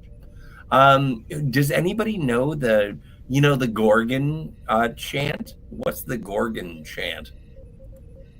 Hail, hail, fire and snow. I don't know. That's good enough. Thank you. I don't want to hear anymore, or else there's going to be a really fat green lawyer who shows up in my room. Call the angel, we will go far away for to see. Friendly angel, come to me. You know what? I had a terrible idea. I was mentioning earlier that I had my nieces over today. What if I got them to read that and sing it? It would be so creepy. It would be so creepy. You'd scare everybody. I know. I can't do that. No, you can't. Anyway, I gotta. Jill, where can I find some small children to chant a creepy but thing? You shouldn't. No, I shouldn't. No. In other news, Scotty R37 was arrested today by asking children to chant creepy things. Sigvaldison says once Scotty has been absorbed, he will feel the love of Blanchard. Kirok was not Kirk though his memory had been wiped. So technically Kirk didn't fall, but it was still Captain Kirk, even though it was Kirok. It was still his soul. Said Captain Kirk. Here's a question. Here's an interesting. Yes. I think it's an interesting question. What do you think is better? Captain. The Captain Kirok, I Am Kirok, or Inner Light, where Picard becomes Kamen. I like Kirok better.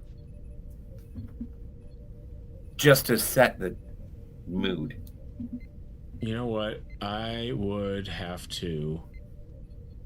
God, I have to watch it. I have to watch Kirok. Actually, we have to go. Whoever wrote that. It's over? Locking up. We're all done? Oh, yeah. Inner Light. That's another. Well, Picard has a whole family. I hate the Inner Light. I think the Inner Light is so fucking boring. I love the Inner Life. Yeah, well. Yeah, he gets to. You sound like a person who doesn't like Sub Rosa. Jill, you have to go? Yeah, I do have to go. Okay. Well, let's go. Let's go. Yeah, so we're gonna go. We've got to go. I hope everybody has a fantastic. Wait, aren't we promoting things? Max Redstone has to thing. Yeah. Do you have anything you want to promote? Anti-Derivative Jill. She's got a channel. It's a banger of a channel. Yeah. Anyway, that's all. All right. And then my turn. Oh, I appreciate that. Yes. Anti-Derivative Jill. She has a banger of a channel. Anyway, and you. Thank you. Also, Cinema. You didn't want to say anything. And Phantasmagorium. Oh, yes, and Phantasmagorium. There you go. And also follow Scotty R37 on Twix. Yes. You'll get all the newest dick pics. Have a nice Valentine's Day, you three. May our Eldritch God be released tonight to free all of humanity of its problems. why are you so into tentacles? Because that's his thing. I guess. That's his thing. Please subscribe, hit the bell, share, hit like, select live chat. Says Franco Walker. Everyone Don't watch forget, Old Boy. Don't forget to hit refresh and leave a comment after the stream, as it helps the channel grow. And I hope you guys watch something better than this episode on Valentine's Day. Go watch Joe versus the volcano, and it'll fix everything up. There was the movie North by Rob Reiner and North? Roger Ebert said, I hated this movie. I hated this movie. You know what? I'm gonna go with Max Redstone and say, if you want to watch a Valentine's Star Trek episode, I would recommend Menage a Troy. Yes. I'm gonna check that out. It's season 3, right? Yes. Oh, what about Rejoined? Or what about Deep Space Nine? Like, there are a few episodes. Yeah. I have Lots to sit here of and think romance. about it. Anyway, Jill, weren't you and, getting out and of all here? of them are better than Sub Rosa. And so we'll talk to you guys later. You're a racist against gingers.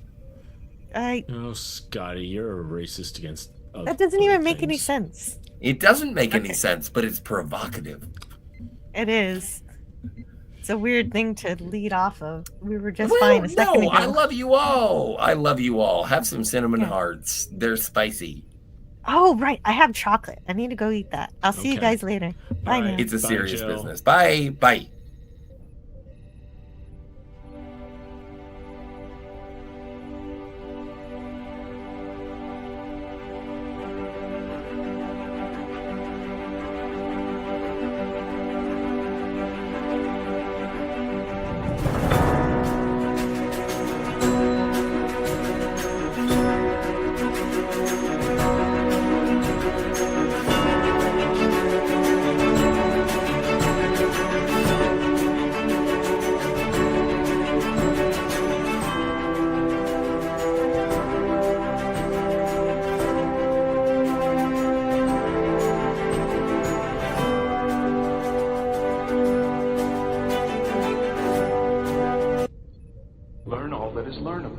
And the ways our differences combine to create meaning and beauty.